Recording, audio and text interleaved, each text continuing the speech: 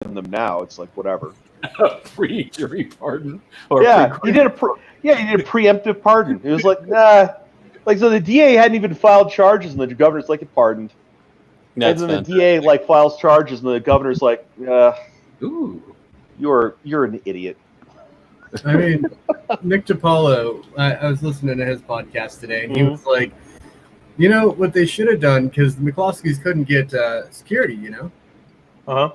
What he was saying, what Trump should have done is when he heard about that, he should have gotten Air Force One and flew down there onto their lawn and been like, listen, McCloskeys, I got you. I have the best security.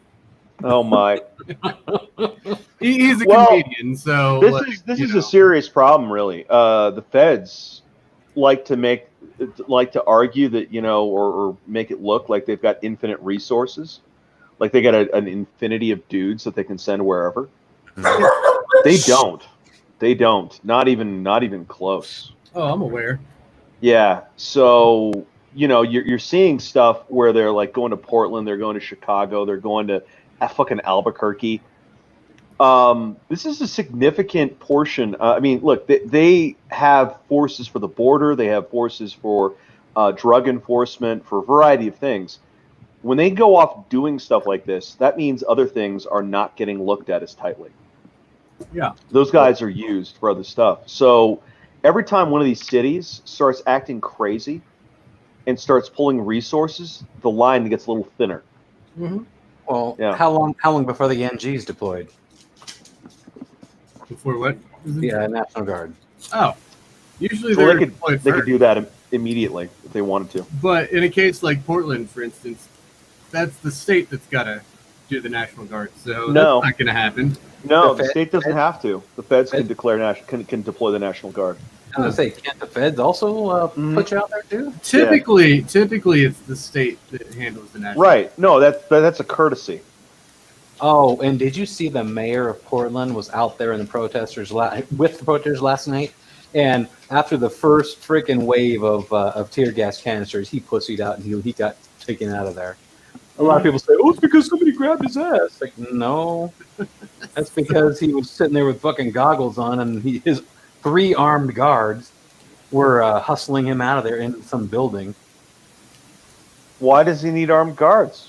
It's a peaceful protest. Right. I don't know why you need armed guards at a peaceful protest. Oh, well, maybe one of those dastardly feds are just going to shoot him in the face, right? Mm-hmm. Yeah, I thought that was... He was just doing nothing but virtue signaling right there, saying, look how big my political dick is. Yeah, that's 100% what it was. I feel like it was also a trap, because I feel like they should be able to bring him up on federal charges now. Oh, being absolutely. associated with violent riot. Yeah, and that's all that these are riots. These are not protests. These are riots. Which means that he should be losing his position of power, I would think. Wishful thinking. Yeah. Well, you'd have to do that. You'd have to give him due process. It would mean going through a court process. He would be able to argue in his defense. There'd be lawyers. There'd be judges. It would be a thing. Well, not to mention, I'd be fine with that. That case wouldn't get very far because Portland's the fucking home of Antifa anyway. This would be federal charges. Yeah. But yeah. Oh, yeah. These wouldn't be state charges. Okay. Sorry, I misinterpreted that. I mean, you could do state charges. I'm not saying you couldn't, but the thing is, the feds are the ones that are upset. The state is, frankly, backing all this nonsense up. So it is, and having him out there in the middle of it is actually him saying, "Look, I support these people." Mm-hmm. You know, they're not. There's nothing peaceful about these things. What they're doing. You could just learn another function of this. Another interesting thing that's happening with all this is we're starting to see some lawsuits from people that are getting their shit burned down. And they're saying, well, you know, explain to me exactly how you're not in part responsible when you keep validating this stuff. Right. Yeah. And that's all he keeps doing by going out there or by doing nothing. He's still validating them and saying, and these people are saying, oh God, what is it? The keep the police out of it. How the hell is he also the commissioner of police and the mayor at the same time? Wouldn't that be a little bit of a I don't know, an overlap of power? Well, no. Technically, you can be all kinds of different things at the same time, so long as it falls within the executive. So the mayor and the police chief or whatever are both executive. Now, it would be a problem if you were like sheriff and judge at the same time. Okay. That would be crossing the line. Well, I figured that would be a huge COI, just being a mayor and the police commissioner, because the police commissioner would already answer to the mayor anyway. So why does he need to be both positions? I'm not saying that it makes any sense. I'm saying that it's not illegal. How unfortunate. We're picking up a lot of background noise from your mic. Everyone else is hearing it, right? No, Not for me. him. He left. Oh. There's a lot of static. Yeah. Well, sup, useless cook. What's up with you? Hey, useless. Sup. Oh, what the fuck? Oh, but then he insulted me. He called me a dork. Well, you, sir, are a dingus. Another thing I found interesting about this whole, when they say, no, it's not a riot, then why is one of the things that they always have up there as soon as the feds push them back and they come back in, the very first thing set up is what they call riot ribs? Yeah. No, I mean, I'm not saying. Look, it's not a peaceful protest. No, I don't know what else you want to call it. You call it whatever you want, but it ain't peaceful. Absolutely not. I know. Around when this started, I actually got into a Twitter argument. I know, grain of salt, Twitter argument. They were saying they shared something about a pregnant lady getting beanbagged in the stomach. Yeah. And my response, how pregnant was she? Apparently, it was enough to get her to miscarry. Bullshit. Okay, but how? Well, okay, but I don't know. Well, it's an important element. I mean, and here's the other thing. Like, what do you want the cops to do? Like, how do I tell the difference between a pregnant lady and a fat lady? Fat lady, yeah. One thing, you know. And if you got some chick who's charging the riot line, what do we do? Like, just like, oh, I guess I'll just let you go crazy. Yeah. Well, the big argument though I had was, these things have become violent. It is a common thing. They continue to become violent. Sure, maybe they start out peaceful, but they always become violent. You know you're pregnant. Why would you go somewhere to endanger your baby if you really cared that much? I think it may have been as sick as this. She may have been trying to use her unborn child as a human shield. Yeah, I was about to say human shield right there. That right there, I mean, I don't know if that's the case. I don't know. Well, the big argument I've seen sicker things out of these people, and yeah, you know, it's possible. Well, the big argument the guy had in her defense was, oh, so pregnant women don't deserve the right to First Amendment. I'm like, I didn't say that. I'm sure it's perfectly legal for a woman Your to go First Amendment rights don't extend to you charging a riot line. Her body, her choice. Well, that was me talking about just going to one of these protests to begin with, knowing you're pregnant, knowing there are a lot of risks. Yeah, knowing there's going to be tear gas, knowing there's going to be pepper balls. You know. Yeah. And my big point was, it's perfectly legal for a woman to go in a mini skirt and a tube top down a dark alley in the middle of the city, but it's a bad idea. Yeah. You're only playing with risk there, honey. Well, no, I mean, the thing that's dumb with all this is, okay, if you wanted to express your opinion, all you'd have to do is go to a place where you're not attacking infrastructure in the city. You know, if all these guys wanted to go out to like a park somewhere and sit down and have like smoke some weed, drink some beer, wave their signs around. Yeah, that's your peaceful statues alone. Yeah, they could sit, and I wasn't kidding with the sit down part. Sit the fuck down, because some of the people are crazy. And if everyone sits down, it's real obvious who's a nutbag and wants to cause problems. This is why Martin Luther King was doing this. It's the whole thing with the sit-ins. Sit down, and there's some people that are going to flip out and are going to be a problem. But see, now you can't conflate them with the people sitting down. It's like, no. He's not with us. We're sitting down. He's standing up. He's a son of a bitch. Fuck him. And that let that let Martin Luther King and other similar people that wanted to actually have a peaceful protest and didn't want it to get shit up by various people that wanted to be violent and crazy. And just get free He's like, no. and burn shit down. Yeah, I'm sitting down. We're having this conversation. And I knew you were going to say that, useless. Well, blaming the victim. How dare you? Right. Okay. So, is that an infinite pass? So, if somebody charges at a police officer, and the police officer is in kind of a dicey situation because everyone's flipping out around them, any situation where you blame the person that gets shot in the face, that I know you're being facetious, useless, but it's just you hear this. So crazy. If I go around licking every single door handle and then immediately disinfecting it, which thereby makes it a legal act because I've already taken care of any biological component, right? Would you not be blaming the victim to be like, hey, you were licking doorknobs and you have coronavirus now? Yeah. I feel it. There are certain points that you kind of do have to go, maybe you shouldn't have done that. Well, think about what your parents would say, or your grandparents would, or the grandparents of this woman, right, or the parents of this woman who sadly miscarried. Would they say this was a good idea? No, they'd say no. You're vulnerable. Take it easy. If they love their daughter, they're going to say, don't do this. It's the same thing that the guy says to his daughter before she goes into the bad neighborhood at 2 a.m. wearing the tube top. Right. It's like, sweetie, I love you. Don't do this. You're going to get hurt.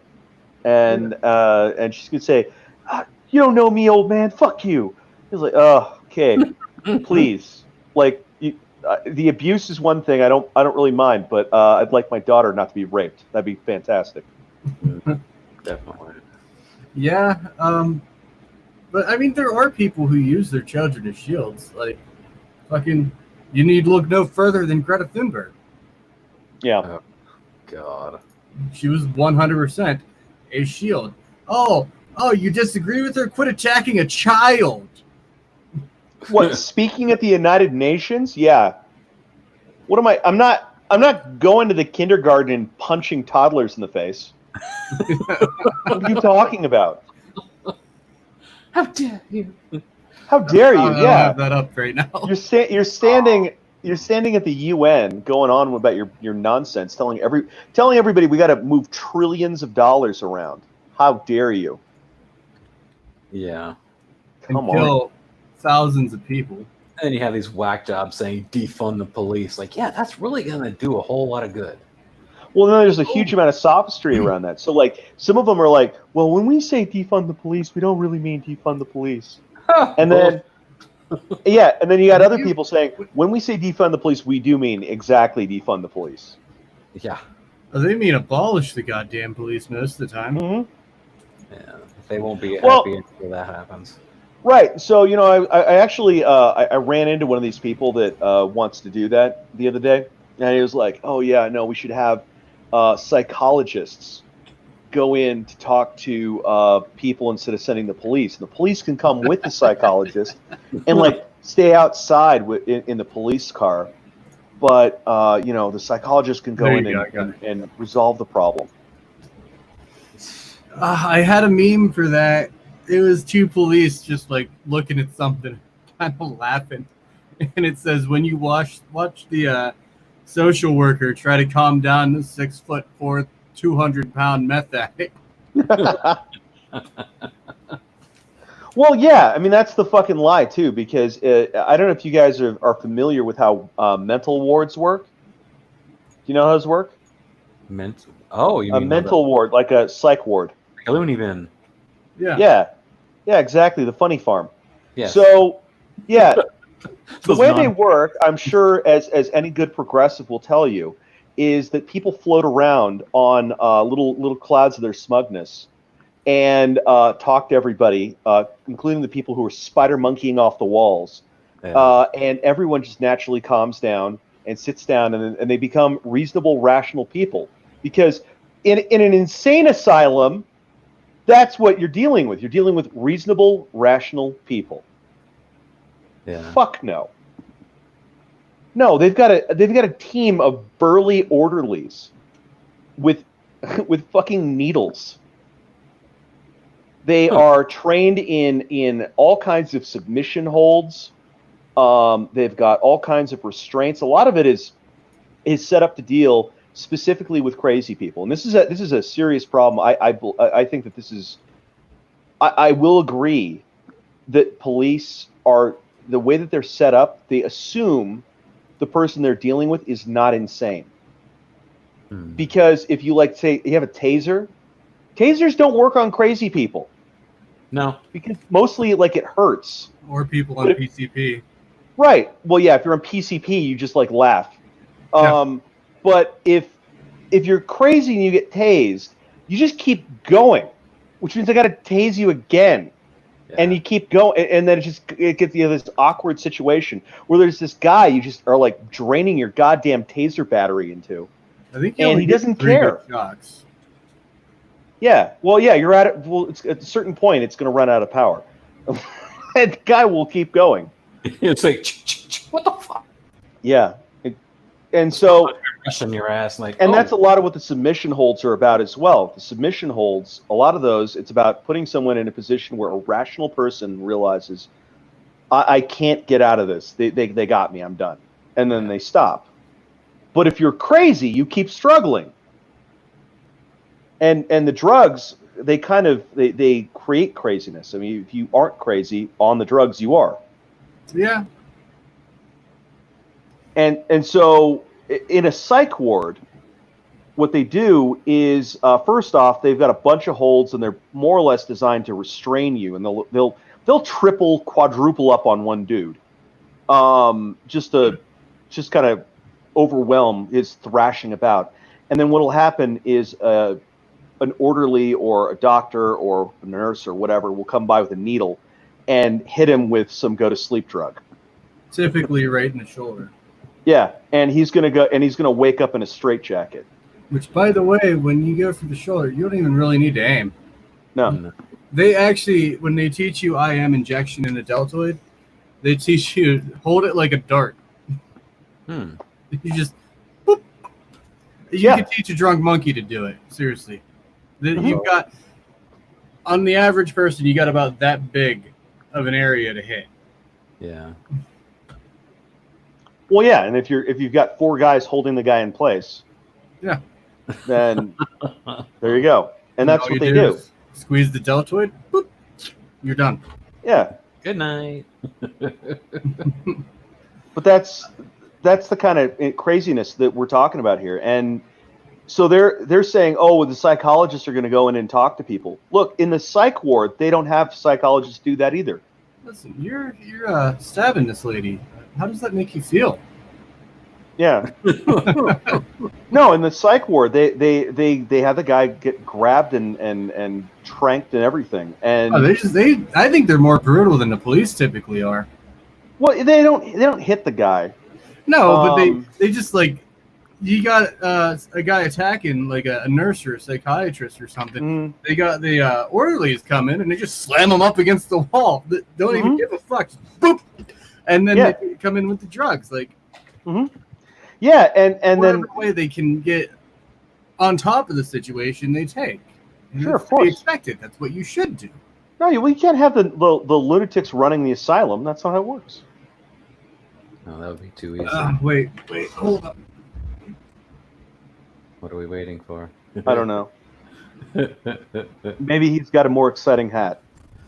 Are you saying that you have a problem with the tea party at the psych wards? Oh my! Yeah, how did I know you were going for an exciting hat? I don't know. I don't know. I heard it because they got the wireless headset on. Yeah, son of a bitch. So, people are fucking tired of this shit. They really are, with the whole defund the police shit. And one of my favorite times, one of these BLM murals got defaced was this lady here. The irony overload of this. Right? Yeah, you had anti-police protesters call the police in to remove a woman who was pro-police, who was removed by the police. So she's pro-police. The And black. police and black, and the police are. She's supporting the police, and the police are arresting her. And the police were called in by the anti-police protesters. What is that shit? Is that oil? Just paint. Yeah. And then the people afterwards were driving over it, which is just spreading the paint more. Yeah. I think it might have been her. It might have been someone else. Yeah, I don't care anymore. That is such a waste of fucking The important point came up. One of my favorites is someone was painting over one of these, and they got arrested. And as they're getting carted away, they're like, "Yeah, I'll be right back on the street in an hour. You can thank bail reform for that one."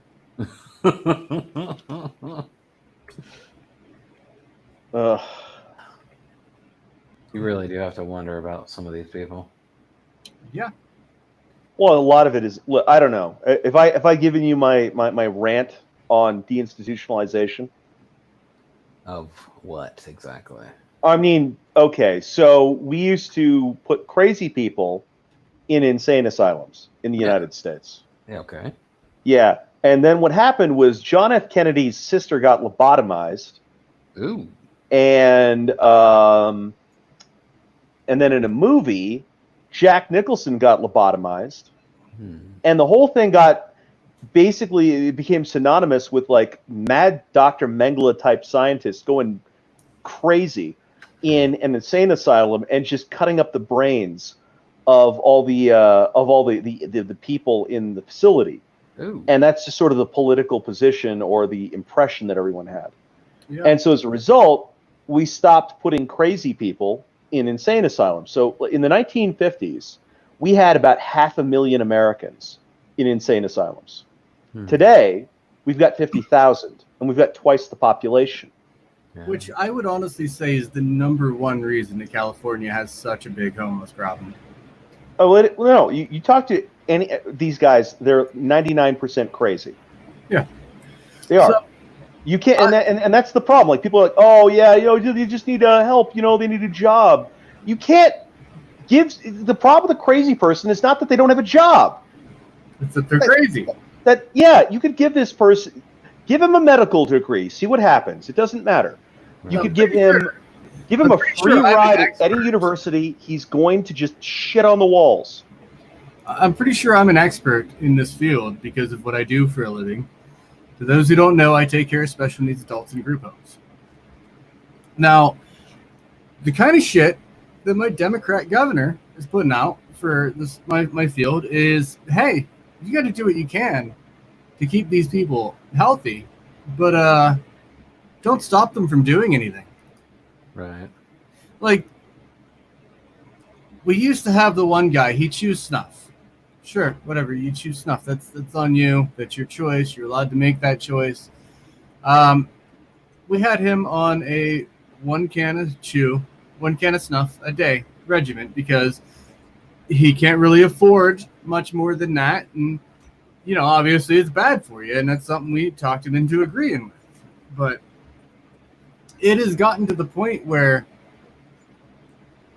if dude asks for chew, you don't even try to argue with him. You just go get him chew. Here you go. Oh, you want an entire roll of that really expensive shit? Okay, here you go. Like, they want us to do an ass-kicking competition with one leg tied behind her back. Right. But when do you actually start dropping the hammer on some of these people, though? Well, I don't want to drop the hammer. I just want them to go to the funny farm. I would like that too. That's it. And look, it's not going to look. It'll be a beautiful place. It'll be a wonderful place. They'll have a wonderful time there. There'll be big, wide green lawns. I'll get 3 squares. There'll be a lifetime of jigsaw puzzles and pudding, finger paints for the rest of their lives. It'll be great. Okay, but what they're not going to be doing is going to the local park and shitting all over the park benches. And masturbating. And they're not also going to be shooting up in every alley. Yeah. They're not going to be breaking into people's homes to steal stuff so they can sell that to some dodgy pawnbroker and get meth money. Yeah, and by the way, I'm not talking about masturbating in the privacy of their own room. I'm talking about going to the park, shitting on the benches, and masturbating. At the same time. Yes. You know, one guy in the agency who actually used to make a habit of going on the front porch of one of the group homes and rubbing one out. That's yeah. Yeah. Yeah, the dude could have gone to jail for it. He should have gone to jail for it. Well, yeah, but see, that's the other thing. So one of the things people complain about, they're like, oh, look at all these poor people in the U.S. prison system. So one of the things that happens with crazy people a lot is that they inevitably break the law. Yeah. And that the way that the justice system looks at, innocence by insanity is they say, are you so crazy you didn't know what you were doing was illegal? And in a lot of cases, a crazy person will know what they're not supposed to do the thing, but they don't know really why. And they don't care. They don't care. Yeah, I think that. Or they forgot something like that. And the system is going to say, well, you're guilty, but maybe you go to a facility, maybe. But what happens in practice is a shitload of people who are just mentally incapable of functioning in society find themselves in prisons. And so you've got all these virtue signaling retards that are patting themselves on the back for shutting down all the insane asylums because they're so sad about JFK's sister getting her brain cut up and so sad about some movies they saw where Jack Nicholson got his brain cut up that they are like, well, we've saved these people. We released them. They can live the life that they desire on the streets. Well, great. So first off, they've become drug addicts. They are caught up in crime. They are sleeping out in the cold. They are getting into fights and altercations. There's a certain amount of conflict that they have in their lives. They don't know why it's happening. They can't control this. I mean, imagine this happening to you, where your mind just departed you. Would you want to be just wandering around in the streets? Would you want that for yourself? No. Of course I would. Like, you can't even tell me this doesn't look like the goal, the American dream right here. Right. Exactly. That looks like freedom. I would love a tent with a random ass computer chair, and some food that I probably took from a banquet that they threw out, or a dumpster. Yeah. Oh, that's what I mean. They threw out. Yeah. No, and so they're not this isn't even a tame picture of these too. No, it certainly isn't. And they're not even that's the point. They're not. I'm saying this is a tame picture. Yes. Oh yeah, compared to some of the other things. Oh, absolutely. So they're not accomplishing anything. I mean, these people ultimately they tend to find themselves in the prison system anyway. And I'd rather be in an insane asylum than of course you would, because in the prison you're with a bunch of hardened criminals. You're guys with the fucking face tattoos with the tears on their face who. There's a set of rules, particularly in the rough prisons, where you don't disrespect some people, you don't enter their space, because they know that the other guys you're dealing with, who aren't crazy but are nasty people, they know that if they don't respond to you instantly, they're actually endangering their own lives. They have to demonstrate that they're formidable, that if you disrespect them, that there's going to be consequences. And then you got some guy who's like floating through the room on fucking moonbeams, and he crosses all the lines because he doesn't see them. Well, he's going to get shivved in the throat. I'm surprised. Why do they even allow prisoners that much freedom? Huh? I mean, they are in prison. They are there for a reason. They need to be locked down. And don't give me this ACLU shit either. Well, that's part of it. Look, I'm not making the argument. I'm just telling you what it is. Oh, I know. Part of it, they think it's a violation of human rights to isolate people. Bullshit. They have already proven that they cannot be around other people. Right. So there's like a reasonable standard thing that got argued in court in the legislature and so on. So they've set up some rules for that kind of stuff. I mean, we are a social creature, though. You take us away from all social interactions, and we're just going to go crazy. Yes. The other thing is that it's more expensive. It's a lot cheaper. That's the real thing. It's the two things, and so those are the real thing. That's the number one thing. Yeah. Money is always going to be number one. Yeah, so like in a Supermax facility, they will isolate you. So like for example, there's a Supermax in Colorado, where they put like terrorists and stuff like that. Yeah. Yeah, and those guys, they pretty much have their own cell and open access to a library that they can order books from. It'll be delivered to their cell. Right. And then they get to, walk around in circles in a outdoor area every once in a while. Remind themselves what the sun looks like. I mean, personally, I think they should they should definitely work towards prisons being about reform. Mm-hmm. And they should reinstitutionalize the crazies. Well, yeah. See, that's the thing. You have take to that two-pronged approach, and it'll help out society. Absolutely.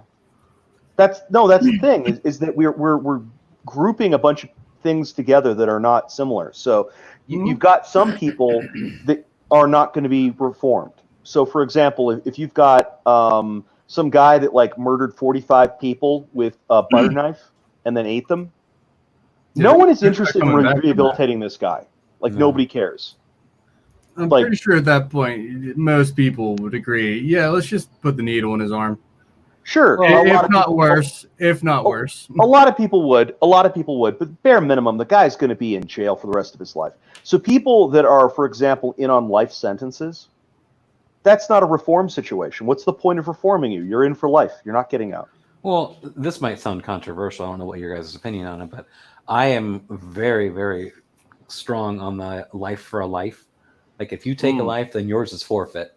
And I don't care whether you say, oh, I did this plea agreement. So no, you took somebody's life. You took this person's life away from their family, their loved ones, their friends.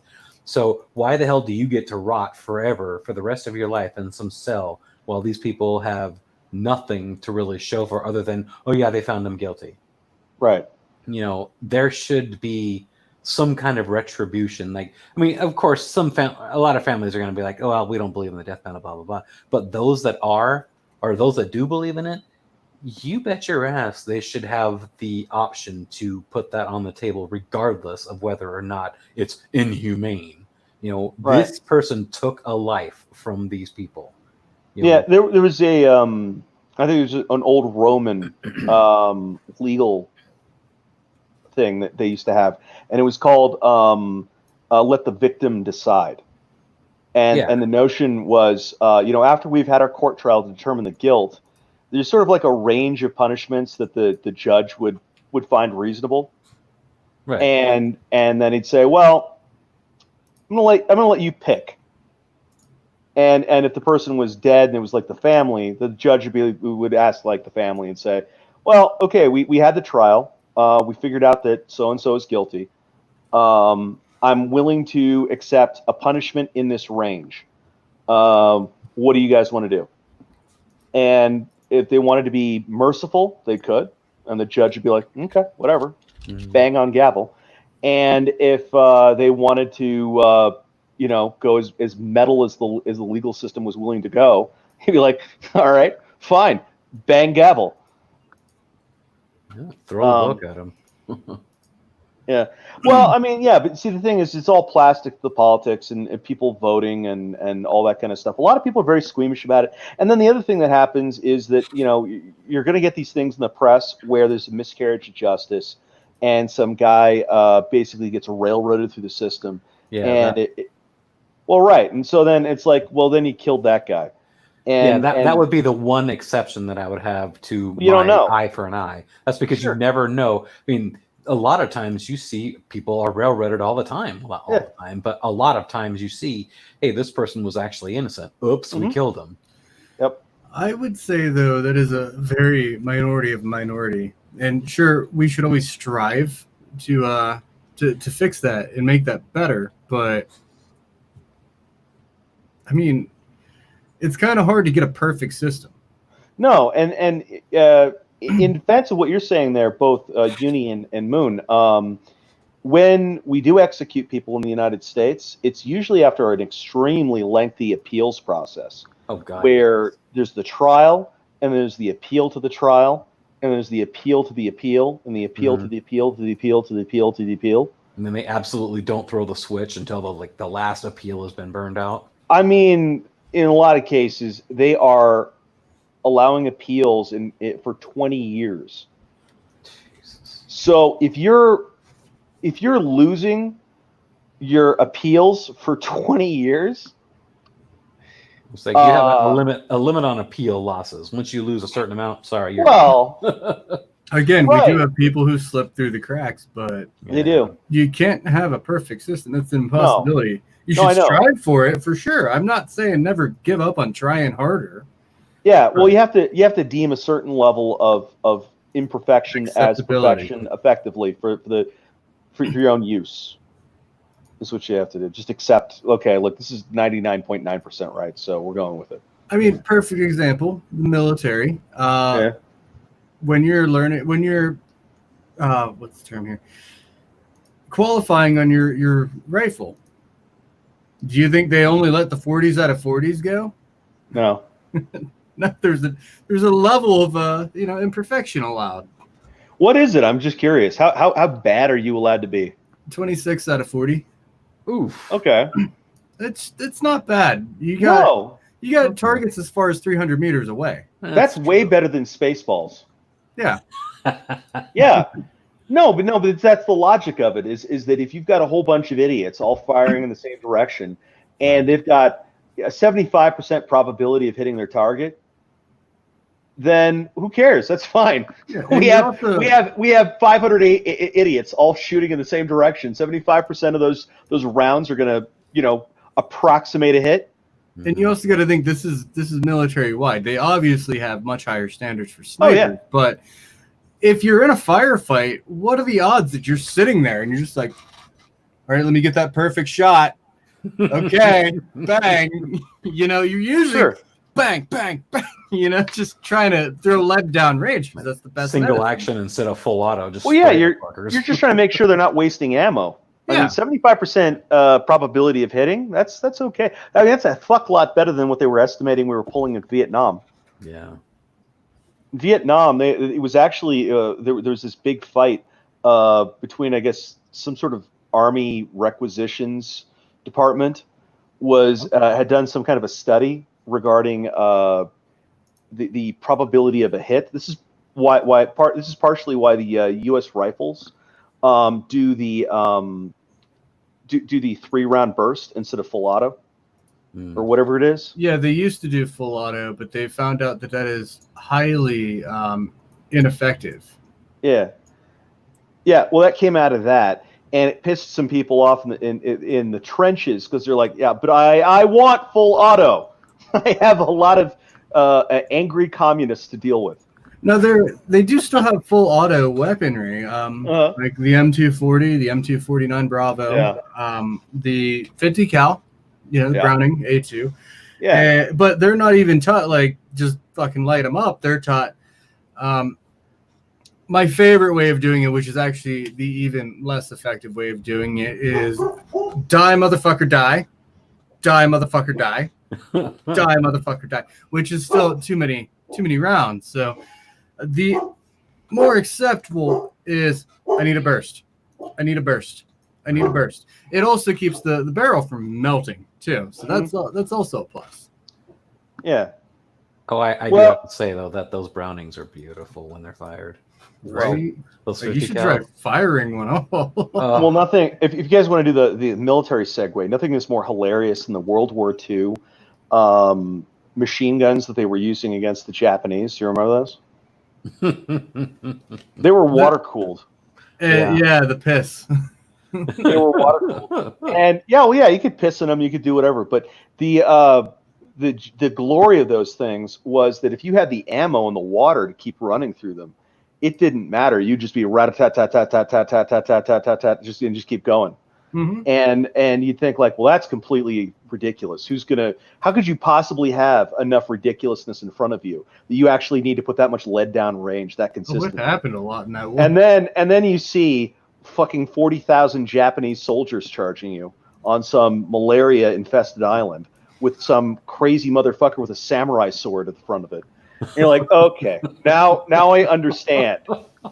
We actually have one of Bring those more swords in our ammunition. family. We actually have one of those swords in our family. It's pretty cool. Really? Yeah. My grandpa was in the Pacific Theater. Oh, Yeah. that actually reminds me. My was father grim. was in Vietnam, and I have a Chinese SKS as a result. That's cool. Of it.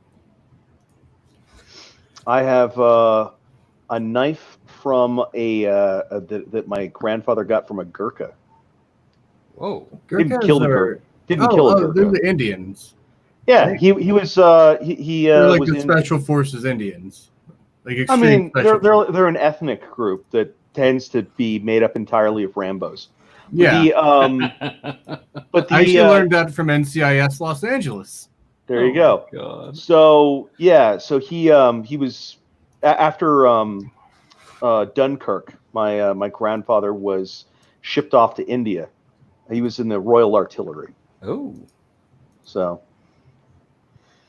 interesting. So I think this is a good segue back into where we were going. You know the Black Lives Matter murals? There's so many of them, and how so many of them are just state sanctioned. Like, do I have to remember that? California City washes away Black Lives Matter mural after Trump's request MAGA 2020. No. It's better than okay.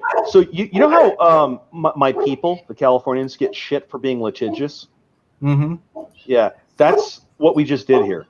Yep. What we did was we went before a judge and we said, well, you're allowing this. If X group is allowed to do this, then Y group should do that, and that forced the city to make a choice. Are you going to allow me to cover your streets with whatever random bullshit I want to do? Or are you going to appreciate that it's a goddamn road and not a billboard? And I'm pretty sure the thought process was, fuck, it's an election year. All right, no more of this. We're done. Yeah. Well, no, it's what you got to do. And so people are very leery of going full lawyer on this stuff. Stop it. Go full lawyer. Yeah, just go in there, just get all the fucking hate in your heart, just all of it, just all the fury in your soul, and just go right in there and go, what is the most obnoxious thing I can do in this courtroom? And know the law, know what you're, don't go in there like get naked or something. That's stupid. You just go in there like this. I can do whatever the hell I want. Understand what your rights are, how the legal system works, and create a situation where they literally cannot do what they want to do without creating a situation where the judge is then going to make you God King. So they have to make a choice. Are they going to make you the prettiest princess in the world who's able to hand out doom from on high? Oh, well, guess what? Tuesday is now this. Boom, I've changed the universe. Or you guys have to behave yourself. It's no longer Taco Tuesday because that is cultural appropriation and that should be illegal. Right. They're clearly violating precedent and the law, left, right, and center. And so what you do is you say, okay, if you get to do all this nutty shit, then I likewise get to do this. And they can't. They have to then allow you to do what you want to do, which they won't permit. Or they have to behave themselves. It's the only thing that's going to make them stop. And we can't have equality, true equality. We have to have biased equality. So if your political speech is allowed to be written on publicly paid for roads, then mine should be too. Right. Well, I mean, what was the standard that they had to allow the BLM thing? Did they have a petition that went around? Was there a referendum? What kind of a legal process did we go through? Did it, didn't they? There was no due process. They just demanded it and got it. So by the same token, you can just write MAGA 2020. I can demand shit. And you can't tell me that I need to petition. You can't tell me that I need to go through because it's the same thing. So now I get to put whatever I wanted to put on there. those people who are defacing the BLM murals in New York, couldn't they use that as a defense? Well, this is my political speech. Right. Yeah, they could. You allowed political speech on this road, so therefore that means it is an open forum in which I am allowed to express my political speech. There are arguments that could be made, but you have to do it in a courtroom. You have to get some pro bono lawyers, and let me tell you, anyone making the arguments like this, you're going to have lawyers crawling out of the walls that want to argue these cases on both sides. This is a profile thing. This is something that's going to get someone's name out there in the press, and lawyers like that because benchmark too. Well, lawyers, people think that lawyers are rich, and that's not correct. Rich lawyers are rich. Yeah. Yes. Good lawyers. They're rich because they have a name for themselves. Well, you can even be a good lawyer and poor. It depends on what you're doing. But the thing is that there's a shitload of lawyers that are like living out of their fucking trunk. So I kind of meant successful lawyers. By good, I meant not. Yeah, I know. I know. Not even necessarily successful, but just your name is out there.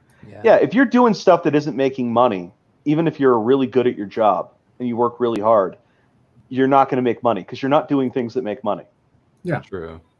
It's, if you're defending crackheads against criminal liable suits or something, you could be amazing at your fucking job. You could be the best crackhead lawyer that has ever been. Yeah, how much do those free lawyers get anyway? I mean, they've got to be like salaried. It's not a lot. Oh, poor thing. It's a rough gig, and so lawyers that are struggling a lot of the time, they will sign themselves up as public defenders, and the government kind of just pays them what they have to get people to show up. Ugh. So we're having an issue getting Lindsay in here. Why? She's saying it keeps blocking her. Why? I don't know. I'm trying to get I'm updating you as I get the information, Chuck. Blocking her then? It's that easy. You just call me Chuck. Yeah. Yes, I was pretending to be an on the scene reporter. And as you can see over there, it is a mostly peaceful protest. Ignore the flames. Right. Yeah. No, the cake on that one was when the BBC cited a protest in England where I think 20 police officers were injured as a peaceful protest. It's like, how did the police officers have a slap fight in the middle of it? Did they attack each other? Those British people, they are so much more fucking cucked than the American. Right? Holy fucking shit. Talk about your bias. My God. They should be grateful that they have Boris, as opposed to anyone else, because they would be full-on communists by this point. I know. What the hell happened to them? It's almost like they just gave up. Well, they have a similar problem that we have. One of the big problems, in addition, imagine if the United States were New York State. That's England. That's true. So that's a lot. They're completely dominated by London. London is like mega city one for the British. And they obviously have large population centers outside of London, but the country is just dominated by London. Right.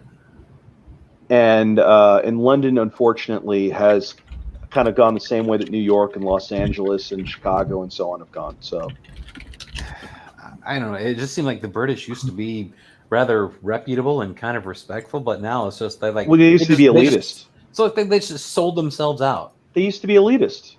No, imagine making this argument to Lord whomever. Right. Yeah. Can you imagine? Release the hounds, Smithers. Release the hounds.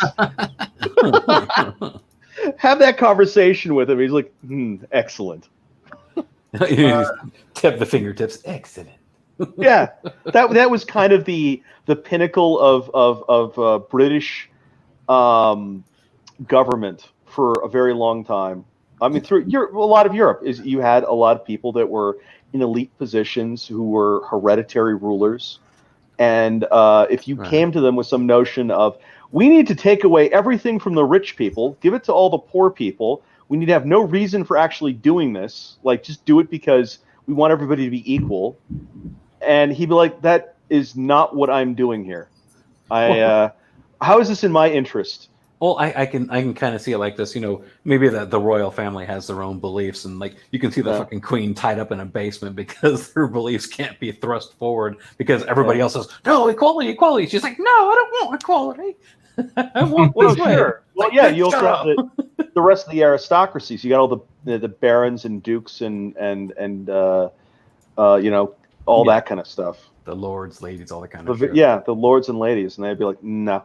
And that informed a lot of the way that the rest of British society worked as they democratized. They maintained a lot of that, and it's sort of slowly breaking down in its own kind of weird way.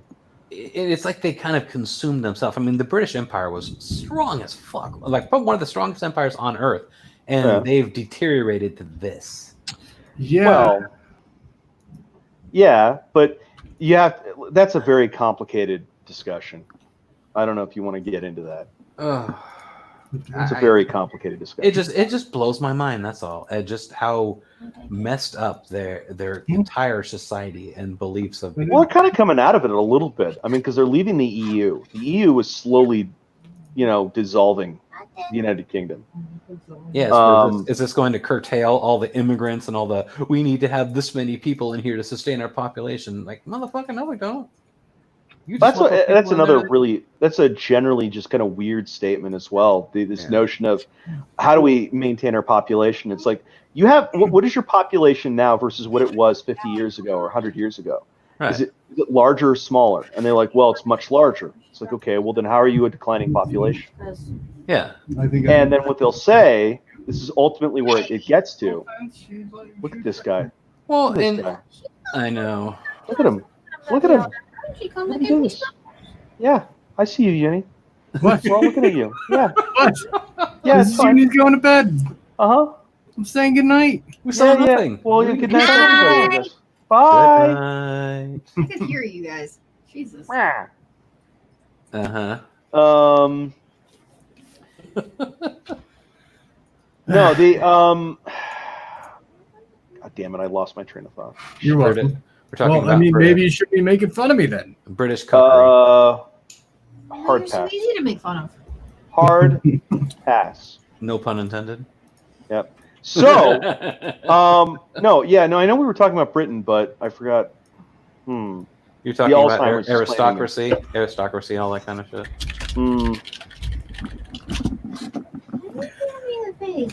I mean, it's hard to tell. Oh, you're talking. Oh, yeah, immigration. Now I got it. Okay. Oh, okay. So, yeah, we were shifting onto that, and so yeah, people are like, oh, you're running out of people, and you've got twice the population in a lot of cases that you had 50 years ago. Right. So how is it a declining population if your population is fucking doubled in 50 years? That doesn't make any sense. And so like you could say that anywhere. Like you want look at Japan, look at Italy, look at all these countries that people are like, oh, the population is declining.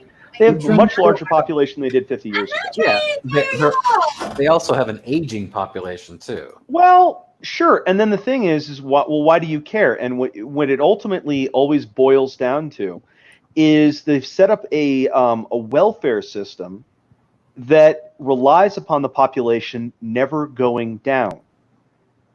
And you know what? I can solve that problem without getting look, I'm not saying, get rid of the welfare, although I mean that's probably a good idea anyway, or at least reducing it, Let's be a little reasonable here. But let's say, just for the sake of argument, we were not going to cut anything whatsoever. You could still do that without relying on a continuously growing population. All you have to do is index the contributions to the people that are contributing. That's it. And so what happens is the generation that ultimately is going to become the beneficiary is the generation that contributes to the fund that they will draw upon at some point in the future. Well, that's it. This seems like a very good segue for the next thing. The next news to come out, which is really fucking good, and I'm really happy about it. Uh-oh. And I'm not being sarcastic at the slightest. Right. signs memo to omit undocumented immigrants, omit illegal aliens from census appointment count. Yeah. Good. They don't need to be on the census. They don't belong. Wait a minute. What about the 3/5 compromise though? I mean, I know that's what the Democrats are going for. They want a those 3/5 compromise. They Come love on. those days. Whenever they could just go, oh well, my slaves count as 3/5 of a person. Right. Well, this is the dream of the Democratic Party, is that you got a whole bunch of people that you get to make decisions for, and they don't get a vote. And you can pay them fucking pennies on the dollar. Let's think of it this way. Or pay them in beans. Let's think about it this way. If they say that slavery exists now, then might as well. Shit. Let's count them as 3/5, and everybody gets to own one, right? No, that's what they want. Our special guest is Democrats want to return to the 3/5 compromise. Let me go ahead and I don't see her. invite, what's the term here? Where you tell people someone is coming here. Why am I drawing a blank on it? Introduce a journalist that has far more credibility than CNN, Lindsay from the NPC Daily. Oh, Hi, wow. Lindsay.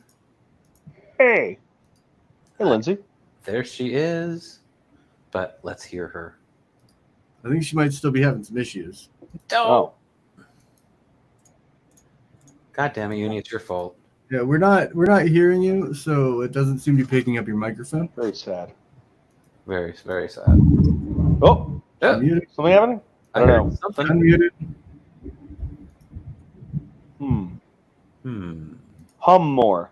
Hum. She's also on mobile, so that's a bit of an issue. That should be even easier. Oh, that's Mobile has causing fewer all of her buttons. problems. That's causing all of her problems being on It mobile. has more buttons. No, it has fewer buttons. Computer has more buttons. You get more trouble on it. Well, that's a hate fact. Stop it. It is a hate fact. You want to go ahead and use the room? Enough of those hate facts. Oh, man.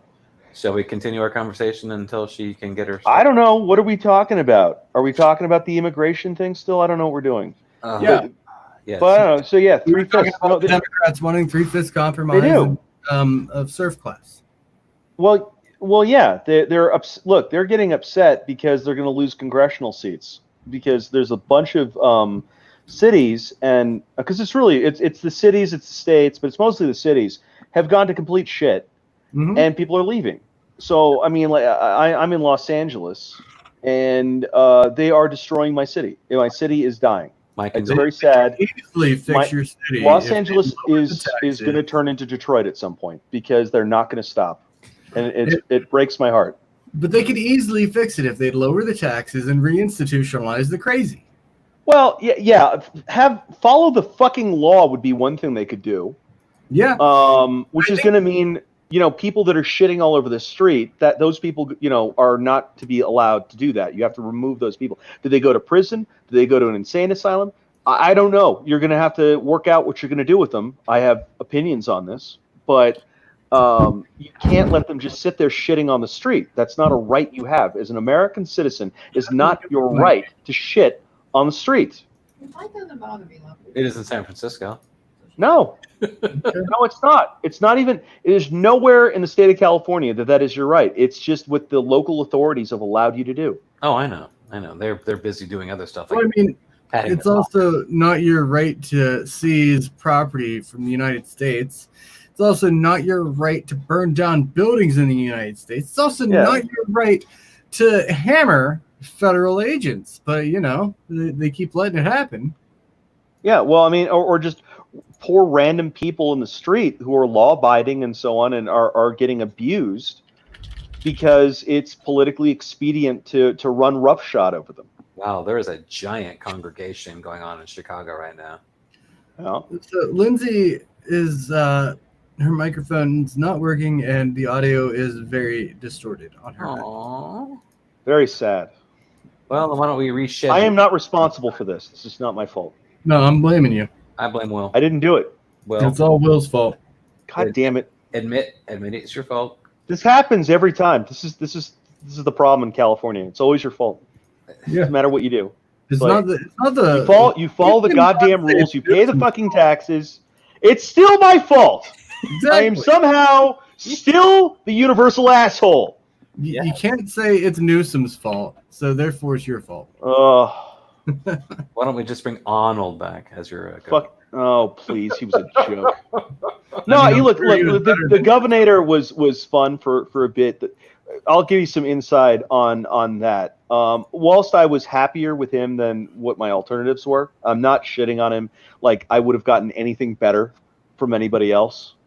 You know, he was as good as we were gonna get. Didn't Gary Coleman want to be governor too? I don't know. Bozo the fucking clown probably wants to be governor. But Kanye wants to be president. Sure, yeah, so Arnold basically got his. They flashed their teeth at him at Sacramento. The legislature did, and Arnold caved. Like, he caved like immediately. Yeah. He didn't Is really it working fight. It now? was Hey, oh, it is. We got a Okay, journalist here. yeah, you can hear me. Sound! Yeah, I left and I came back. All right, that worked. Oh my god, a woman's voice. Oh my god.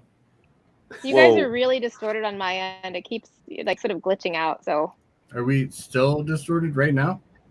Is no, I this can hear because you your now. Okay, but sound before good. it just kept glitching majorly. You sound is good. this though. because your internet is bad? Yeah, probably. Are you I'm in California? on wireless data. No. I'm in the swamp. Well, nearby. Oh, you're in DC? Yeah. Nearby that area, He's DC in metro Cali. area. I mean, that's where journalists live, isn't it? No. Pretty much, yeah. Or actually, it's New York, New York, LA, New York, the and swamp. yeah. Yeah. Those are the three main breeding grounds of journalists. So tell me about the world of parody journalism. Oh God, yeah. I first off, I want to apologize for coming in late, and yeah, I've been out of touch a few days. We've been in the world of parody journalism. We've been experiencing a number of cyber attacks, not just NPC Daily, but yeah, some affiliated sites. Oh, 3 of them so far. Is it because they're too close to what actual news is reporting? I think we found. We have a pretty good idea who's responsible. We got law enforcement involved, both in his area. At least we're correct in who this is. Are you allowed to say who it And is? also the FBI. Probably not I don't know if legal. it's a real profile. Like, we traced to something. We think that he screwed up at one point. But I'm not gonna. Without I don't wanna naming get into names, that. can you just be generic as to who this is? Just Mark. like no naming names.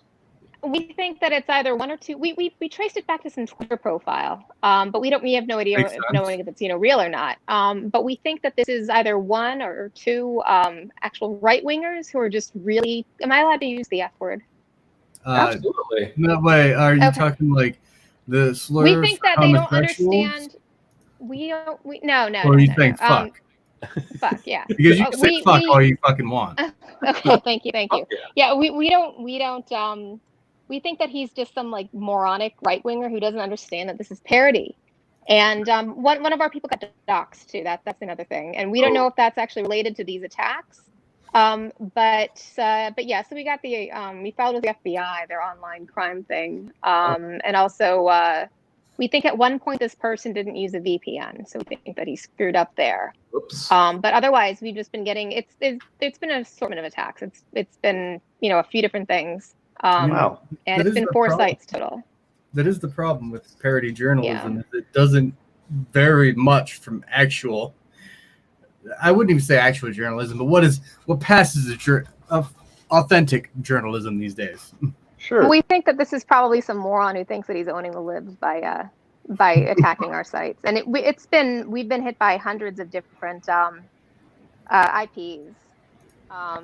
But we think that at one point he wasn't actually masking it, so we think that we found a location, and then we traced it back to something, and there was an individual we found on Twitter who was speaking openly of this thing that we managed to trace it back to.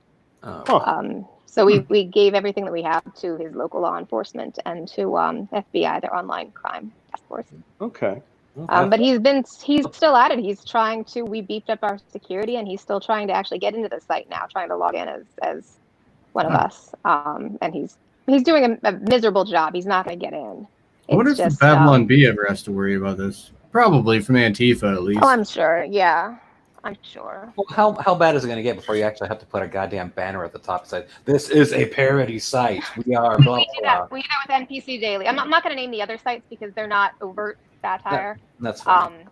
But yeah, NPC Daily, yes, that we are very clear that this is satire. Everything on the site is satire. I mean, just by the name of it, you should know it's satire. We on all of our social media, we announce that. It's on the site. In every article, you'll see disclaimers. Every page has it, and this person is just. I mean, if we're correct, or it could simply be. I mean, a feint. It could be not what we're thinking. It's just supposed to look that way. I have no idea.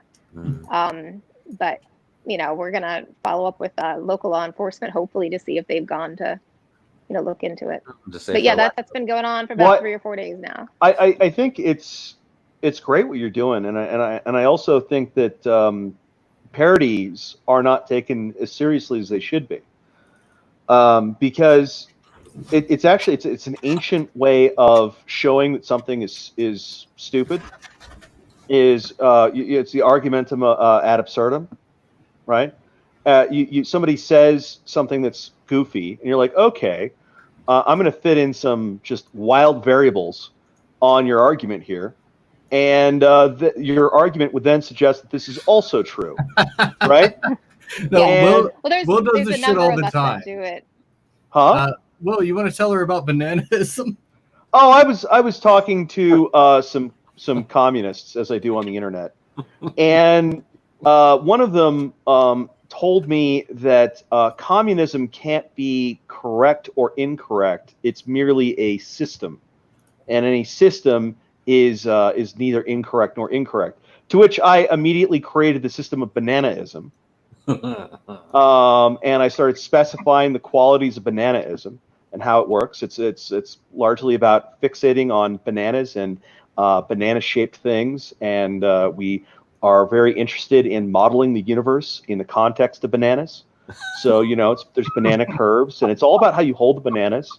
And we believe very strongly in a very high potassium diet, and and we would like you to please stop listening to the various detractors of bananaism. They're probably reactionary cucumberists, and I was just kind of going through that, and it just is just like a long banana rant. And every once in a while, I'd put in some pictures of some monkeys eating bananas, or women like suggestively eating bananas, as you can find on the internet. Just like type in "woman banana" into Google image search. It's gonna be like a bazillion women blowing a banana, and so you just gotta throw one of those in there, and the occasional tire swing. And at a certain point, it's like, okay, so clearly there are some things that are stupid. I mean, you can't tell me that there isn't such a thing as a stupid system, and they doubled down. It didn't matter because at that point they were made ridiculous. And so you do the same thing. So like I'm a fan of the philosopher Diogenes, just because he was such an OG troll. If you can't tell from his avatar. Yeah, whatever. And so like this goes like way back to like the sort of the early philosophies in the Western world, and we've been doing it ever since. It's a bread and butter tool of kind of separating craziness from sanity, is the argumentum ad absurdum, and so I think that's. I don't think the parody people are taken seriously enough. I think you can make a really serious argument with a joke. Rant's done. No, yeah, absolutely. But the way absolutely, and we take different approaches too. We have there's a number of writers involved, and we all sort of have different approaches. We have some fictional characters, fictional writers too, that are sometimes we'll use as like group projects, I guess you can call them. We have one writer we use for our hit pieces, and that's we've gotten some high profile attention by hit pieces. It turns out that people on the right, particularly libertarians, they really enjoy hearing themselves just slandered completely, or I guess it would be libeled. And we've gone after Lou Perez, Hotep Jesus, and they love it. They absolutely love it. All of the insane attacks that we come up with for them. Again, I'm up that on the screen. I just made that tonight. That's going to be to going to promote another article we have coming out. I assume you didn't have a problem with me sharing it. Yeah, that's fine. Yeah, it's gonna. That's Neville. He's one of our writers. He's my fictional cousin. We're blood relatives. We decided long ago that if we can choose our own genders, then why shouldn't we be able to choose our own blood relatives? I mean, biology is just a social construct. So he's my cousin, my first cousin. Well, I love. He's in the UK, and he's a great guy, Nev, and I like to meme with him quite frequently. One of our writers. I just know one of these days his mother is going to find his history and see what he's up to, and she's going to see all these memes with him saying these pretty horrific things, woke racism, that sort of thing. I love she's going to be shamed. The mask that you have on your site that has the NPC face on it. Can I suggest an expose on North Korean immigrants? Or expatriates. What did you have in mind? Just you have a person talking about the struggles of trying to get citizenship and agency within the North Korean society. Ideally you should have the person come from maybe Portland, Oregon, or some other place where they had demonstrably a much higher standard of living. But this person is living in tents and working with NGOs and talking to people in the United Nations and trying, pleading their grievance as to why they think that they should be accepted. They're going through the immigration process in North Korea and all that because they really want the good life in North Korea. Did you say NGOs? Working with NGOs like Andy, for instance? Andy NGO. Yeah, whatever. Andy, no. Or is actually, NPC a Daily friend of like mine, Andy Dustin, and go? Dustin Levitt. Yeah, he did this this thing on YouTube. What was it? Exchange Me for a Mexican. This is right before switched over. He left Boston Antifa to become a journalist. He expresses his severe displeasure with the United States, this fascist totalitarian regime, and he just wants out. He's done. He's quitting, and because there's so many people who are trying to come up through the caravans, up over our borders, he wants to set up an exchange program, where and he calls it "Exchange Me for a Mexican." And I could actually send you. It's a short video. I could find it. I'm sure it's. I think I just recently. I could grab it if you want to play it. It's probably one of my favorites. It didn't get a whole lot of traction, but it was one of my favorites. One of his later. I actually wholeheartly agree. We should exchange Antifa for Mexicans that are trying to cross the border illegally. I'd be down for that. So long as we can verifiably prove they have no ties to MS-13. Of course. I don't know. You don't know? I don't know if I even care about that. Oh, you think that MS-13 would be better than Antifa? Well, no, but I think that they get less sympathy. So, I'm pretty sure I can get away with shooting MS-13 in the face, but some 22-year-old white lady who's just spazzing out and throwing firebombs. I think that apparently I'm a bad person if I tase that person, but I think I can actually shoot the guy with the tattoos all over his face, and everyone's like, well, obviously that's fine. You bring up a compelling argument there. I didn't think I would be accepting of MS-13 in this nation. Right. Also, the MS-13 people, they might be reformable. Who knows? I mean, definitely more reformable. I'm just waiting for one of these BLM protests to pop up in some MS-13 neighborhood and just see what happens with that. Oh, that's already happened. Okay. Oh yeah, it happened. Look, the reaction is so fast you didn't even see it. You missed it. Yeah. What happened was they showed up, and there were some Vatos that showed up right along that street corner, and they said, "No, you turn around." and then they pull up their shirt, and they've got the Glocks in their pants, and it's like, everyone, we've decided to suddenly turn right, turn right, And then the Vatos are just standing there with their baggy pants and long shirts, just looking at you with their bandanas on their heads and the lowrider behind them, and suddenly BLM turns. Yeah, I recall seeing I think it might have been Twitter messages or some form of messaging between, and this may very well have been parody, but it's not that far from reality of Mexicans, like gang members, not necessarily just Mexicans, but gang members getting a hold of the police and saying, "Hey, don't worry about this neighborhood if BLM shows up here. We got it." Yeah. At which point the cops might actually call up BLM and say, "By the way, we've been informed you're all going to be murdered if you cross this line. So, if you're smart, like, can I suggest this rampage through the city where apparently nobody cares?" And I there's this, like, I know you guys want to go right through Koreatown.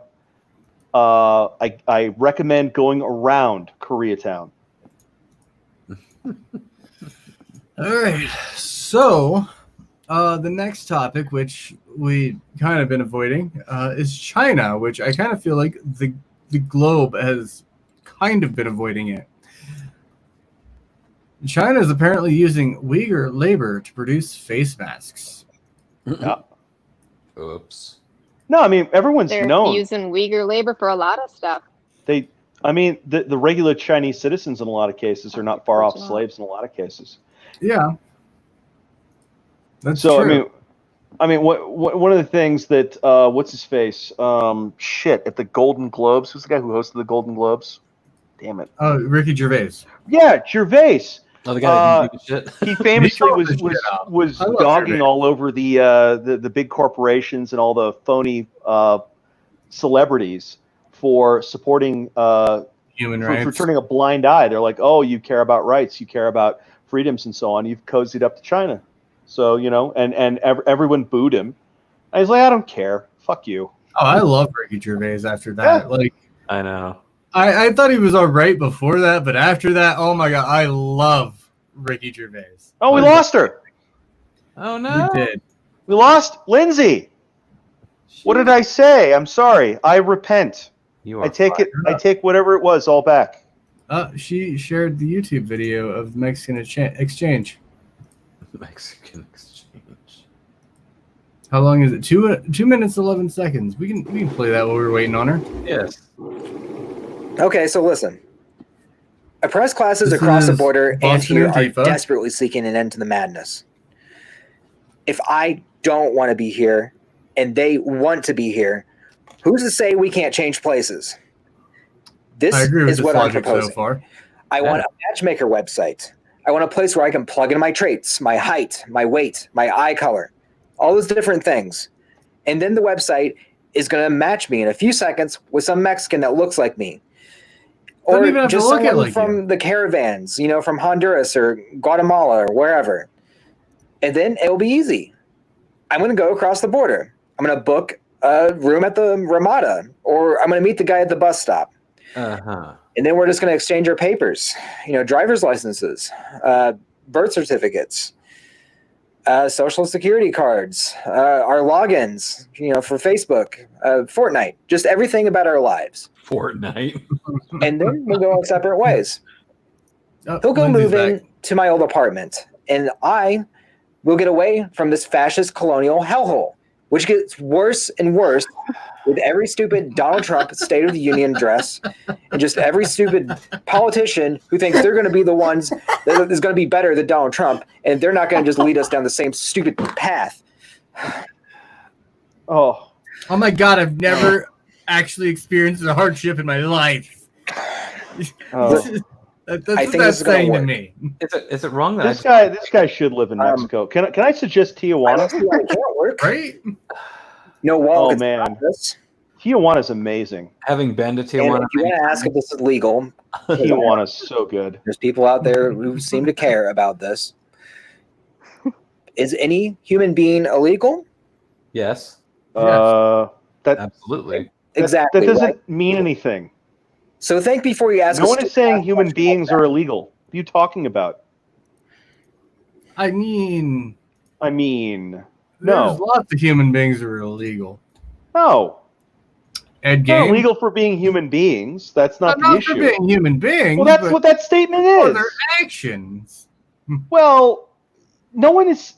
It's one of these like weird little communist like subversions of whatever you're talking about, where they fucked up the variables.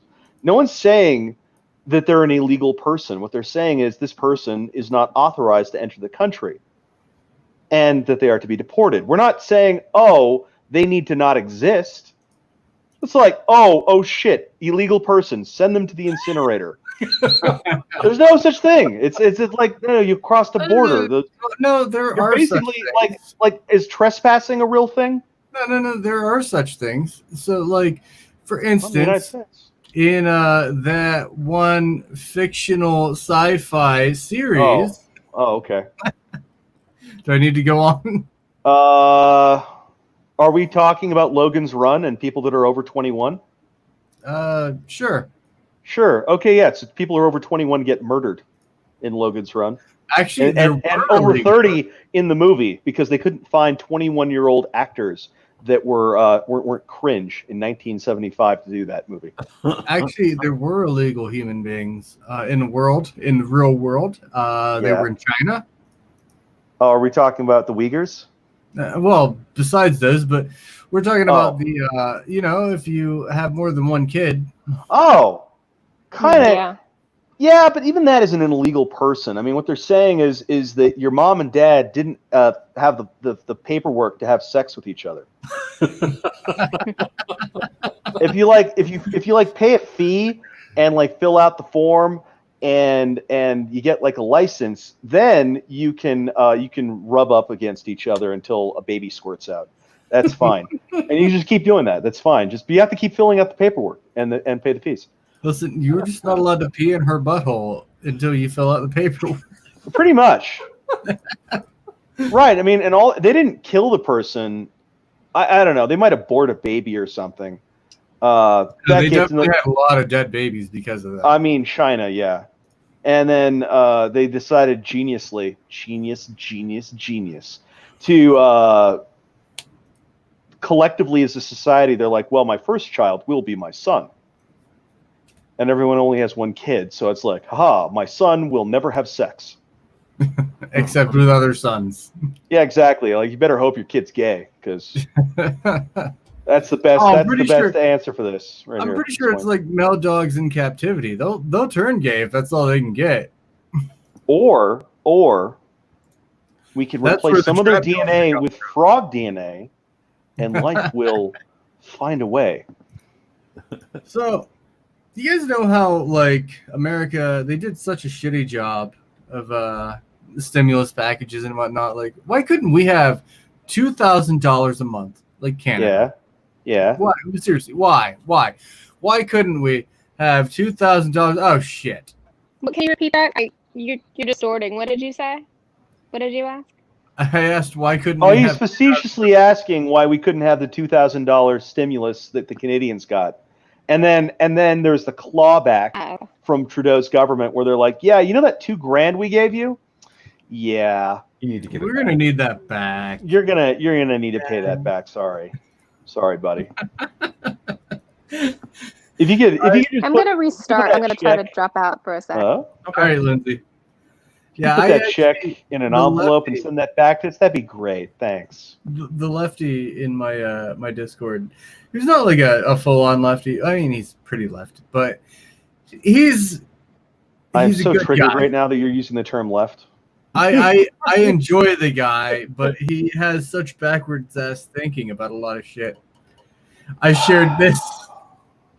He didn't have a fucking thing to say about it. Well, that's what you got to do. You got to 404 them. That's it. Because he was complaining. He was complaining early on, like, we're only getting $1,200 from Trump for the pandemic. What the fuck?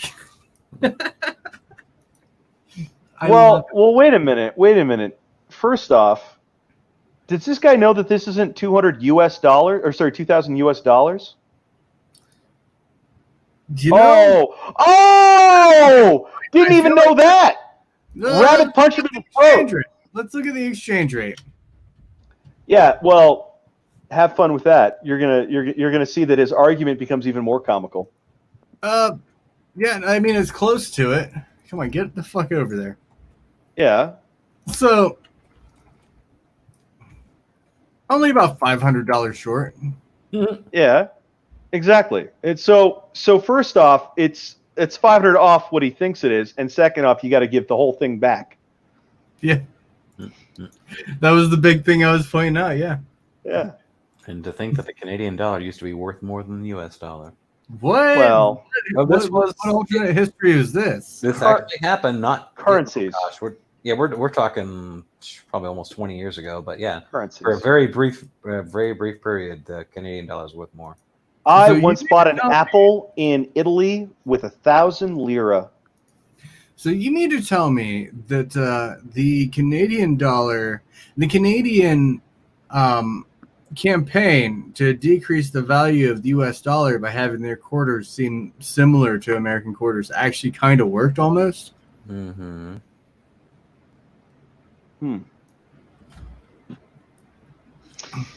I see what you did there. Oh, tell me you've never gotten a Canadian nickel or a Canadian quarter. Oh, I in have. change. Or the dime. Yeah. Yeah, they do a good job of trying to make it seem similar enough that you don't notice until it's too late. It's like, why the Which fuck is is there just a bird fine. on my dime? Which is just fine because then you can pawn it right back off on the next guy because of it. Mm-hmm. Oh yeah, and having worked in fast food because I was the manager, I actually had to count out the tills. You see all sorts of fake fucking dollar bills or fake 20s, believe it or not, that employees completely missed. Then you sell these coins, they're like, this is fucking Canada. Why the fuck are we accepting Canadian? It's just they're just so fast in handing over the money. We're just like, oh yeah, look at it, done. Yeah, but the question is, how many people had knees on their neck because of those fake 20s? I don't know. Got I guess your police department actually had their procedures up to date.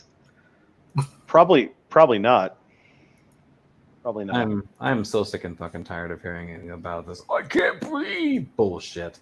No, it wasn't. I can't breathe. It was I can't breathe. Oh yeah, my bad. Also, glue guns. I showed you the glue gun before, didn't I, Uni? The thing that the Marines are being given to deal with crazy people in other countries. The Marines don't want to there's like some civilians who are attacking soldiers, and the Marines don't want to kill these people. They just want them to sit down. And so they're using these foam glue guns, and they just basically hose you down with sticky foam, and then you immediately stick your arms to the side of your body, and then you fall down, and then you're stuck to the floor. That sounds fascinating. We must. And then you can't move. So you can sit there and you go I can't breathe, dude. No one's near you. What are you even talking about? And they can flip out. They can be as crazy as they want. They're just stuck to the floor like a rambunctious 4-year-old that got duct taped to the wall by their parents. All right, Lindsay. How are we sounding now? Provided she's there. The audio still. The audio keeps distorting majorly. You need to get. I just had to restart just now. I feel like that's an internet issue with you at this point. It probably is, yeah. You maybe want to try. It'll. Do you maybe want to try getting up Try close and personal with your router, being like, "Hey, baby, Well, I do come here often. How about you get me a drink?" I'm on cellular data actually, Okay. not on internet, so that could be Alright. part of the problem. Are we using your minutes? Oh no, it's an unlimited plan. Oh, okay, that's good. Beautiful. So, how do you feel about the United States not giving more than $1,200 in a stimulus package? Well, it's a $300 US dollar difference. First off, once you've done the currency conversion. Which I already closed that tab. Yeah, $500. Yeah, whatever. But yeah, no, because the Canadians use the same goddamn symbol in front of the number, and it's very confusing. Yeah, so instead of $800, it's actually a $500 difference. Well, wait. So okay. So 500, assuming that all we're getting is 1,000. But some people got like 1,200, right? No, I'm talking with the 1,200 because the exchange rate, the 2,000 right here, Yeah. in Canadian dollars is equivalent to about 1,500 American. Right. So it's like a $300 difference, Essentially. right? Sounds Am I wrong? Yeah. Okay. No, you're right. You're right. You're right. Okay. I see I'm what sorry. you're I don't know saying. if I'm crazy. I have to No, ask. no. I was mathing like a retard. That's fine. Okay. I do it too. I understand. People You that- weren't that far off. I did a calculation earlier where I was, I believe, 1,000,000 times off. There was some extra zeros in my calculation that got missed. It was an Well, oversight. you and I both should not work at NASA or Tesla. Well, you gotta check your math a few times.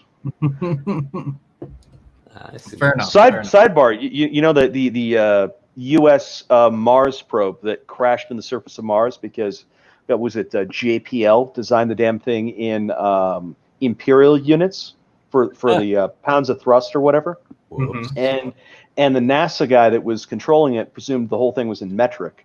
Oof. So he keyed in some metric calculations into the imperial Mars probe, and it thrust way too hard, and it went smack right into the side of Mars. And they're like, oh, wait a minute, it's not supposed to do that. Shit. Oh wow. That's actually pretty amazing that they actually got to get to Mars.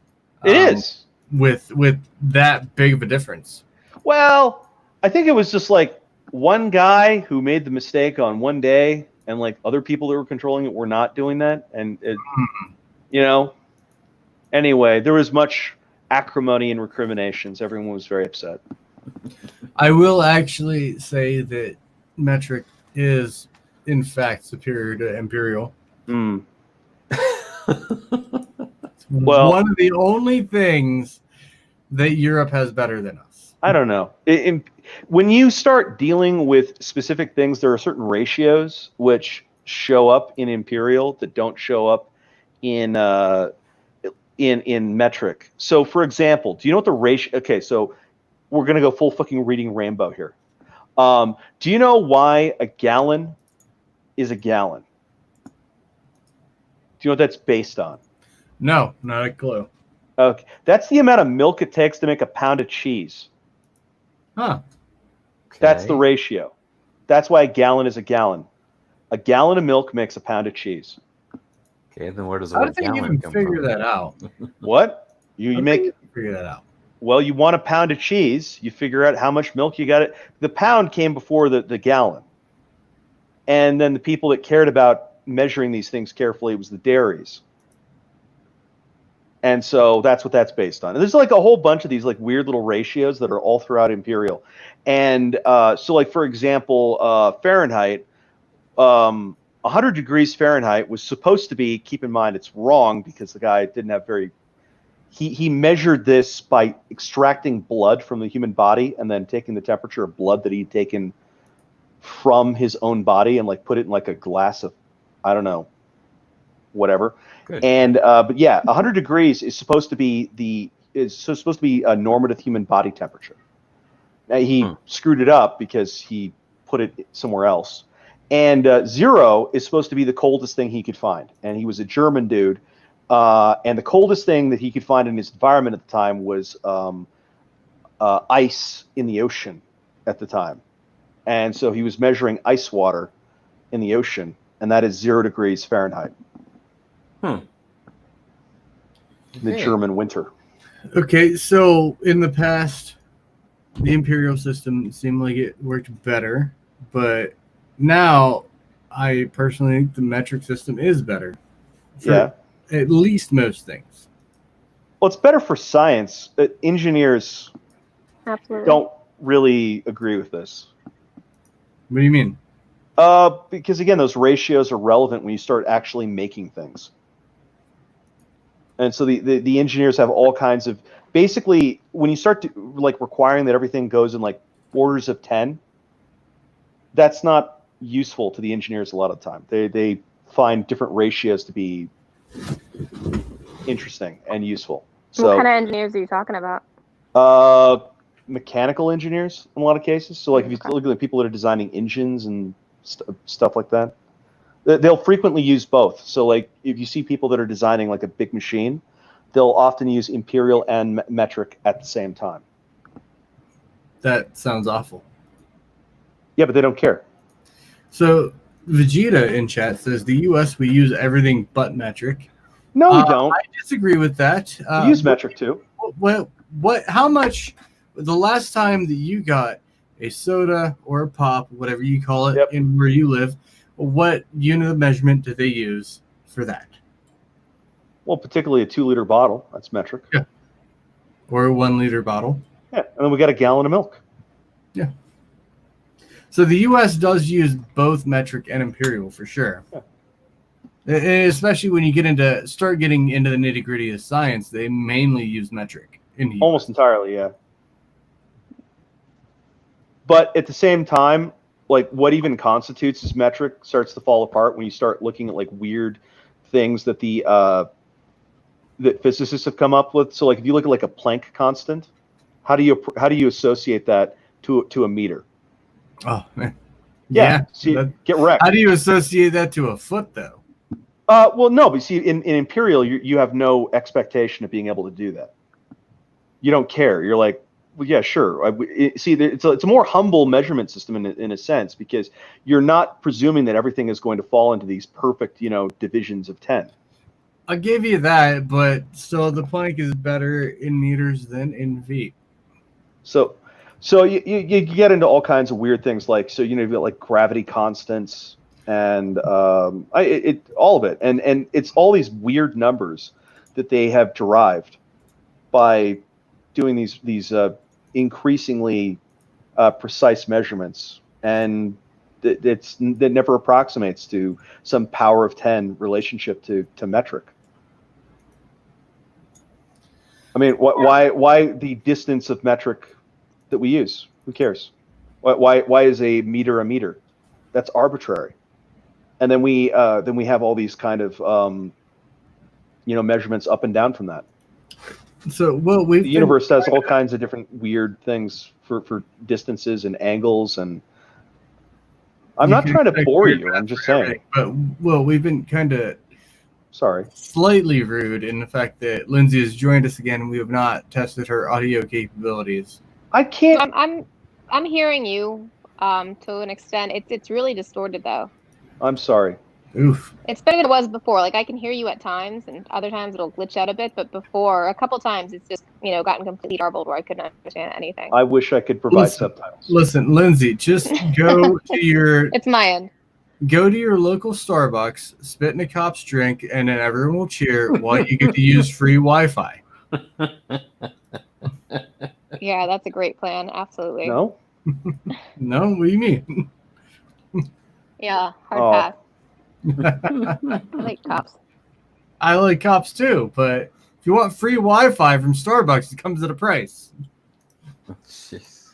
So Ree from Vegeta. Vegeta says, hey, Lindsay, can you hear us? Ree. Right. Right. What? Yeah. I heard the Lindsay, can you hear us part. Yeah, that was Vegeta. I imagine Vegeta is from probably Obvious Discord. Mr. Obvious. I've been trying to get him in here too. So does it seem like we have beaten the $2,000 a month getting paid back by low-income people in Canada to death? Like we've gotten to that point where we're done with that. I mean, all I'm going to point out is that even if you did get the $2,000, you would still be living in Canada. I'm sorry, Canada. Boom. Here to the Canadians, all I have to say. Well, so like in L.A. when Trump was running for election. Yeah, when Trump was running for election. So Lindsay, are you familiar with Sabo out of Los Angeles? Do you know Sabo? I don't think so. What does it stand for? That's just what he calls himself. He basically like defaces billboards and stuff to put political messages up, and he's I don't know. I guess you'd say like a conservative I guy. will be right back. So No, I know the 1776 guys. no. You should check out Sabo. He's very funny. And so one of the things he Okay. did when 2016 happened was there were all these celebrities that were saying they were going to move to Canada or some other place if Trump won. And so then what he started doing Yeah, I was he started remember. changing. You know those bus stop benches. Well, there are advertisements on them, and a lot of times it's a real estate advertisement saying, houses of such and such a price. Talk to realtor, so and so at this number, and whatever with the house. So Sabo started changing those to show listings of celebrity houses that corresponded to the celebrities that said they were going to move to Canada. And Nice. and it was talking about this person is clearly selling their house, they're leaving the country, and this is a real estate sale. And so he mocked it up so it looked exactly like a normal real estate ad. And it was set up because these people had gone on television and whatever, talked about how they were going to leave the country. None of them left, and a lot of them said they were going to Canada. None of them went to Canada. Oh, if only they did. Oh no, we were totally happy Have with you them seen going the to Canada. billboards that the faction has done? That's out No, in California too. They took over. God, when was this? A little over a year ago. They took over some billboards. I think it was John Oliver, and then there was another late night show where they just they turned them into NPCs and they changed the wording on the billboard. I could find some pictures of that. Yeah, they changed it to NPC billboards, and then they also these are guys who I think they changed what is that Walk of the Stars? All the celebrities where they have like those stars The Walk of Fame. and yeah, well, something like that. And then Yeah, I it is think the Walk of Fame. Donald Trump's kept getting vandalized, and so Yes. they went in one night and they changed all of them to look like they put these stickers down on top of it. So all of the stars were Donald Trump stars. yeah, These guys are great. I could find it. Yeah, if you just send it to me, I'll toss it on the screen. yeah. Normally, I'm I gonna- would say that you could share your screen, but you're on mobile, so kind of put the damper on that. So the next topic that we do eventually get to is probably going to be one that just pisses everyone off. So I'm just going to be posting Sabo images in the chat, and you will share them if you want. Who the fuck is Sabo exactly? He's a Los Angeles street artist. Have you not been listening? I told you I would be right back. Uh-huh.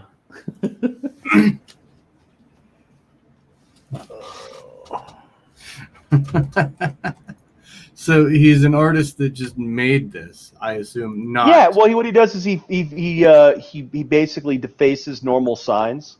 But he goes up there with like a ladder or something, and he puts his own shit on there. And I don't know how he doesn't wind up in jail for the vandalism. But it's pretty fucking funny. I mean, that's pretty good. I appreciate that. Now, keep in mind, he did that to a giant. This isn't like him just doing this in Photoshop. He actually got up on the billboard and changed a giant billboard that was an advertisement for Once Upon a Time in Hollywood to be Jeffrey Epstein Once Upon a Time in Pedowood. The big question here is, how did he even manage to do that without being seen, at least? Well, they do it late at night. Late at night or not, that's a giant billboard, you know? Yeah. Hey, man, there are 24-hour donut shops, so. Lindsay shared some stuff.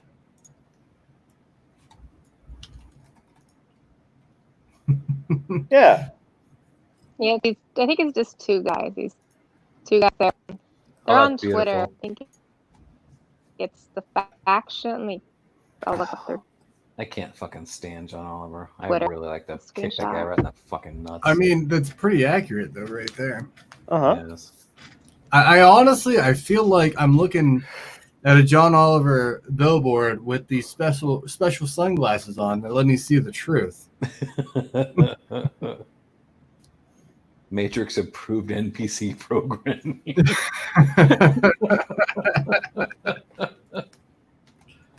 I mean, he was the guy that did all that. He said, "Donald Trump's gonna run. Do it. I'll give you campaign money. Do it." Then all of a Did sudden, you give him campaign money? Please tell him he did. Tell me you No. did. Of course not. Damn it. He's just like all those other celebrities that said, "Oh no, he's never going to be president," and they ended up eating their words. And I was like, "Oh, I never said that." Like, yes, you did, motherfucker. You said, I never said I was gonna leave America and go to Canada. I just love the. I mean, I could watch reactions to mainstream media all fucking day long of the election results. They're like Right. totally not expecting. It's like, oh, we're expecting Oh, a God. Clinton landslide, and no way. What the hell is this other shit, man? So here, this last. Are you laughing at the stuff I'm posting? Yes. Shit. Why get a job when my IRS will steal the money from you? Yeah. So you're just walking around in LA, and every once in a while you see one of these signs. It's like That one doesn't work. it's a little subversive, you know. You're walking around, and it looks like a normal thing until you read it. That's beautiful. I would notice that right away, and I'd be like, I would just applaud that sign. Yeah. So you see, like they modified a Halloween the Halloween horror movie billboard. They put Maxine Waters. Yeah, Maxine Waters. Yeah. Her head right on there. I've seen that one before. Yeah, that's Sabo. Documented Democrats say. They got a whole string of kids. What's another one? Give me When another was one. the undocumented Democrats one? I don't know. Sheriff Sarkeesian? He's been doing this for years. Yes, this is what I was talking about. So he set these things up, and that looks like a normal real estate ad. We see these things all the time. Only he modified it to talk about Cher.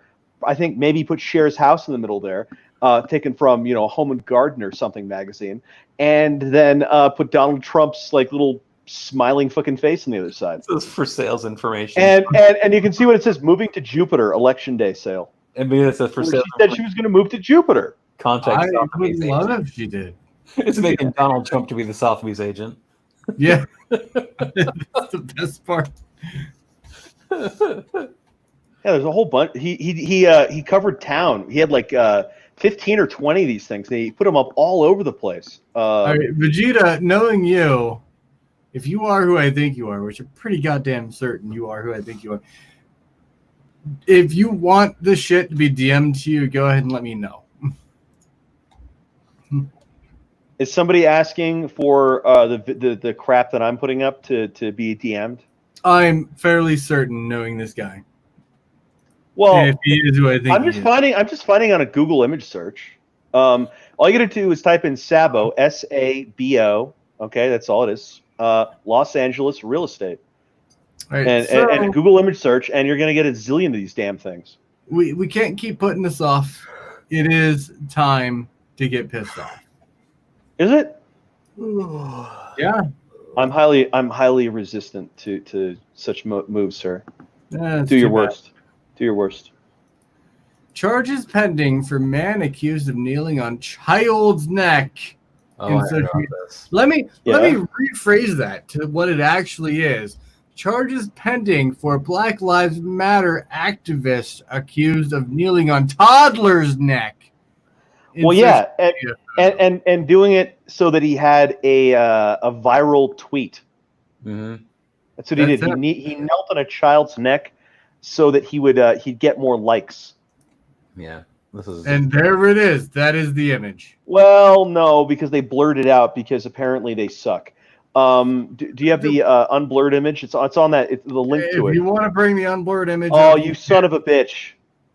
But this shows enough context. This is a child, a toddler.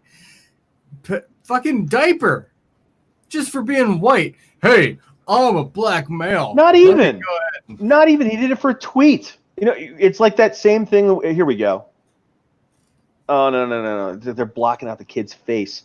Fuck. Has the Where is this national image? media picked this up yet? Oh yeah. I don't know. They won't. They have said I mean- very, very little about it.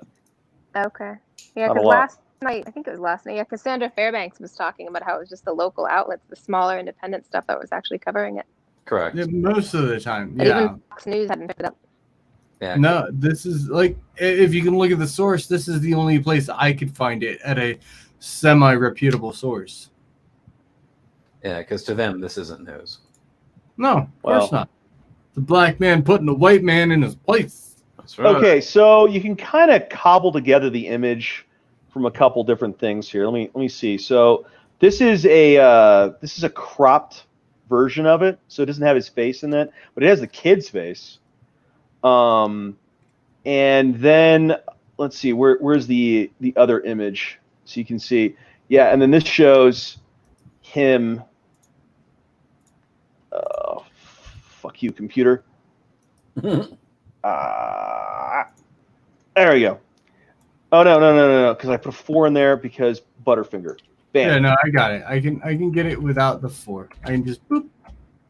Yeah. So you see, they blurred the kid's face out in that one, and you can see him. See, this is what BLM now MF.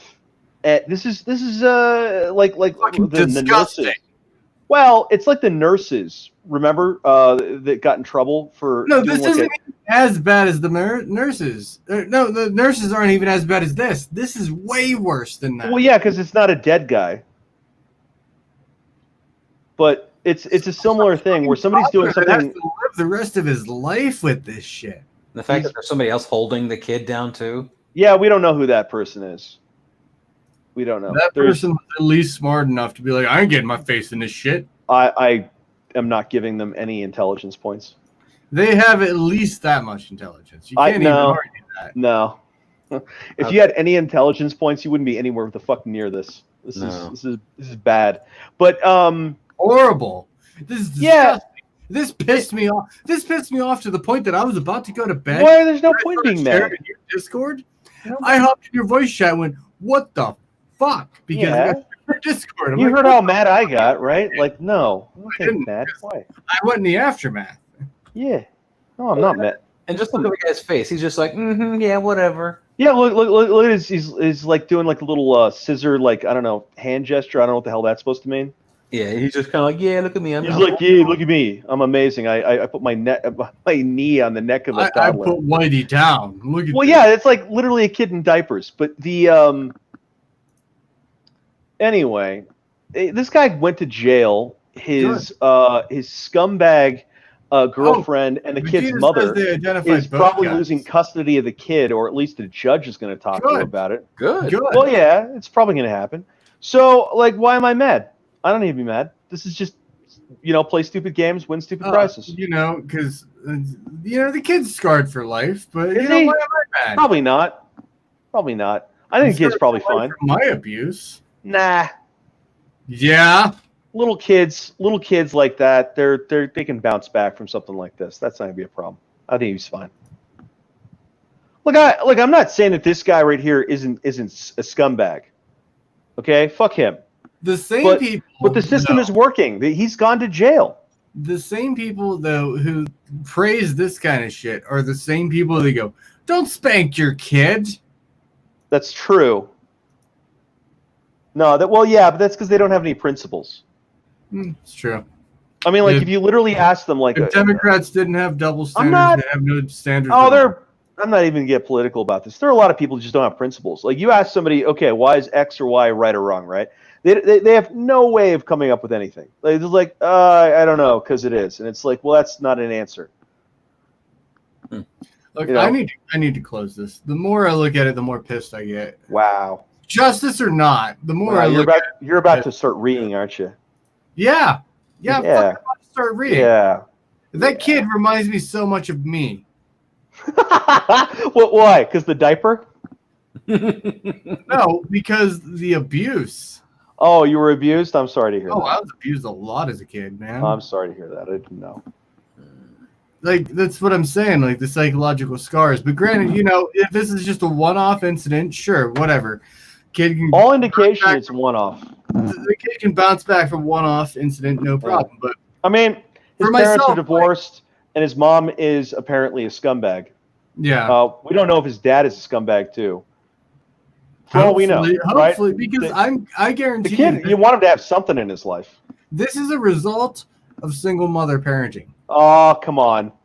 Don't even. I can almost guarantee it. Nah. That's a No, hate no, fact. wait a minute. Don't look. There's a lot of dudes who There are completely some bail on that stuff, and that's on them too. You Screens, know. What, Lindsay? You are cutting off every other word Yeah. or syllable. Yeah, that's what's happening with you guys. Oh, hey, I'm there we probably go. gonna send you something.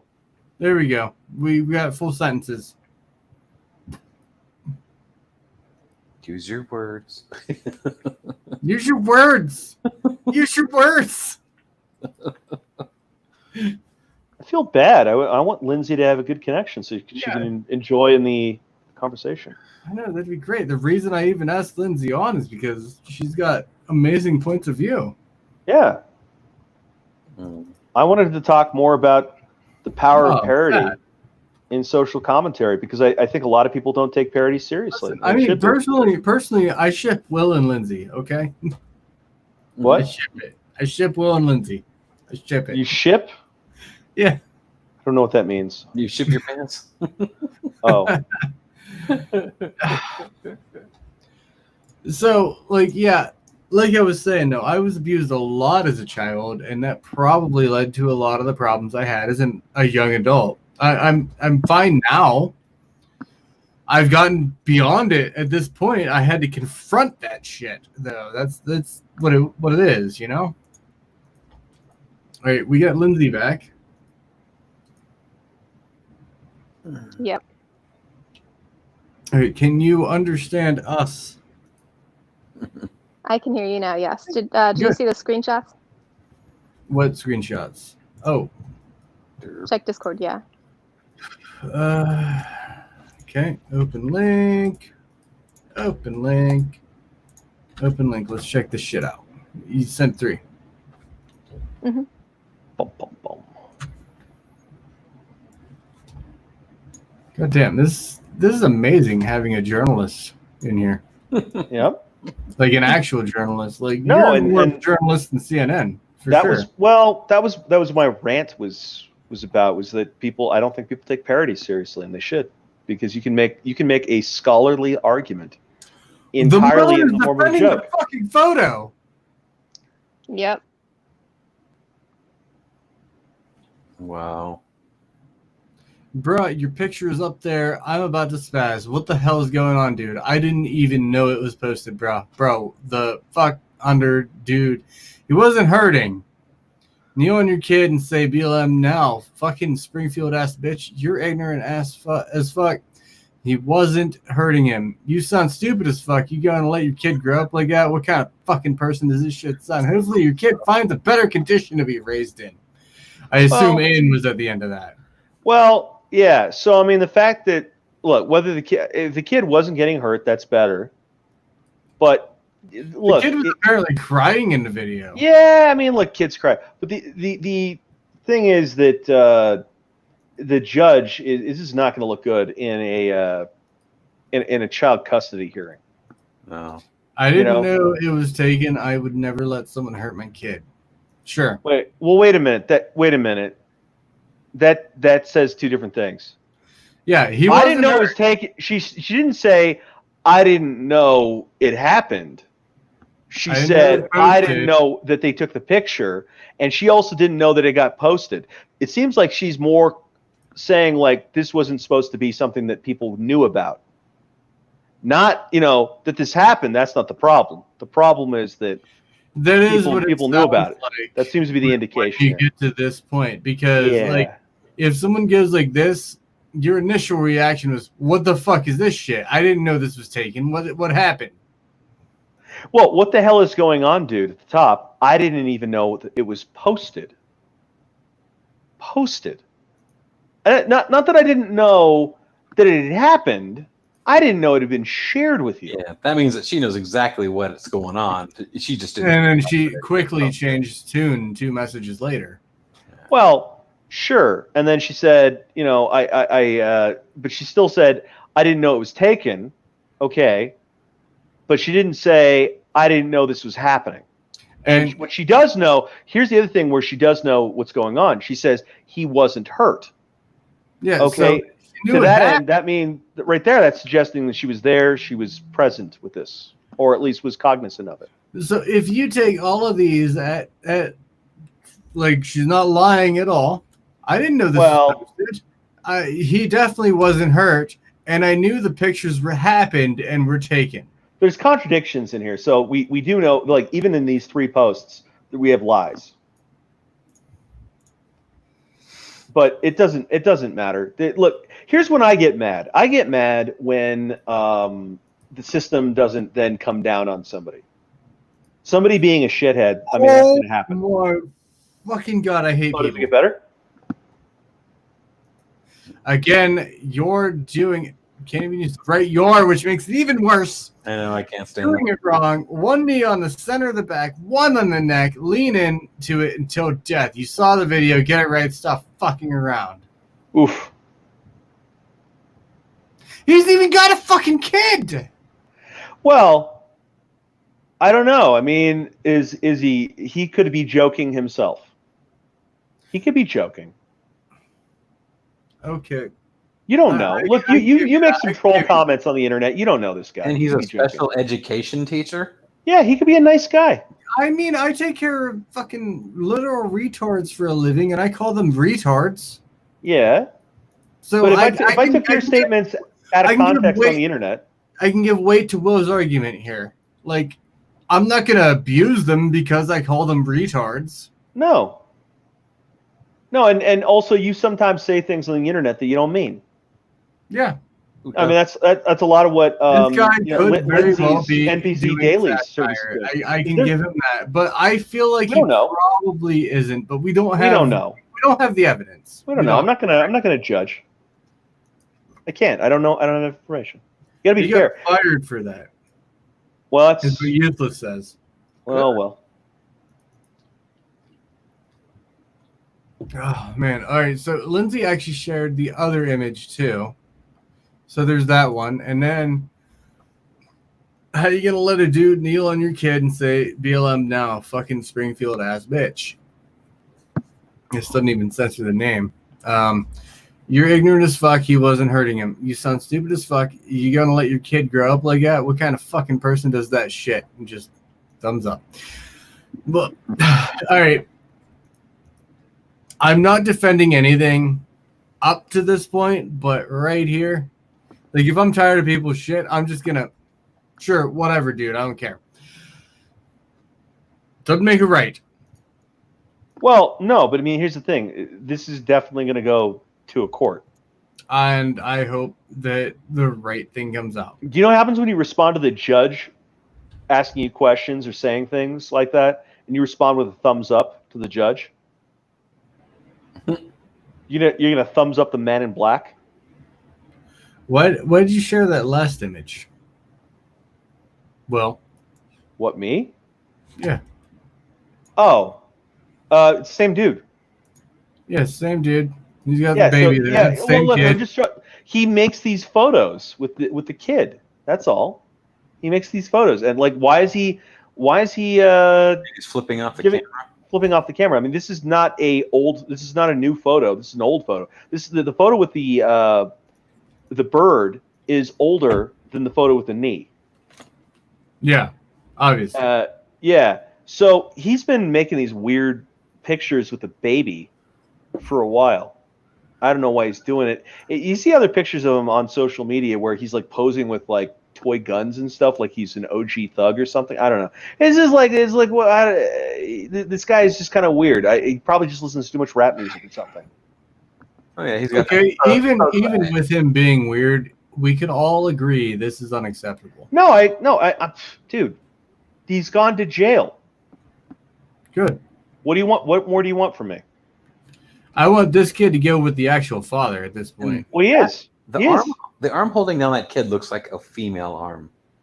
I don't know. That's hard to tell.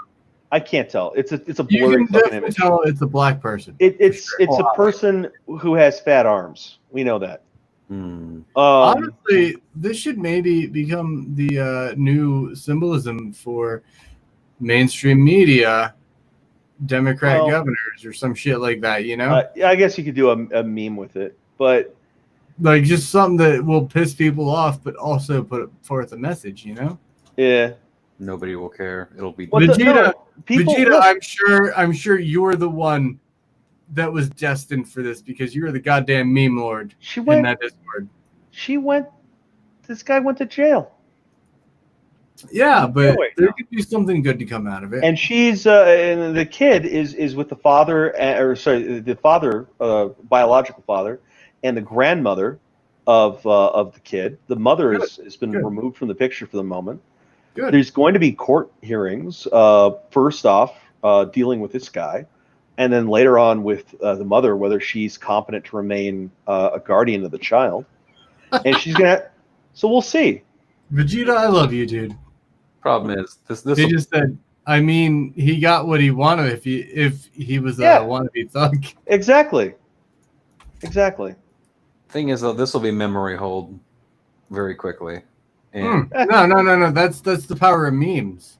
You turn that into a meme, and it goes viral.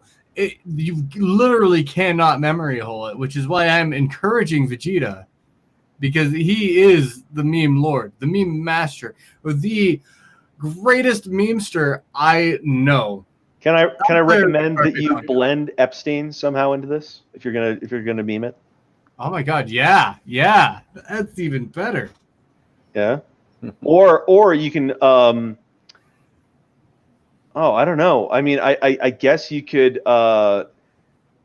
make the baby the reincarnation of the cop that choked out Floyd, or something.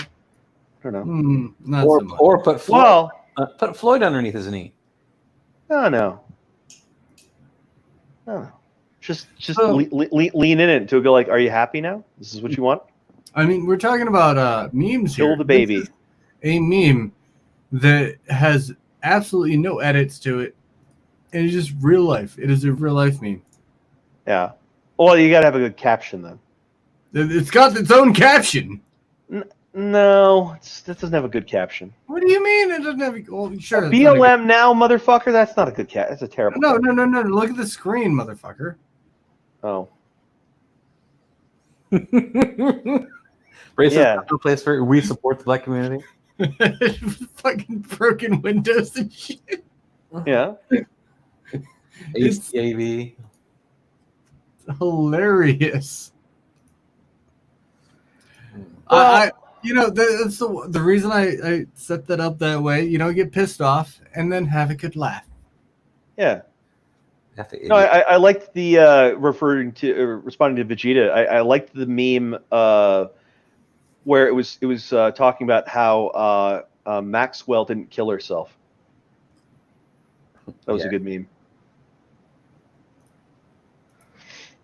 Apparently, they're another one. Oh, God, that speaking of crazy shit, I don't know if we've got an article for this, but we really should talk about this crazy thing that happened with the judge and the FedEx driver.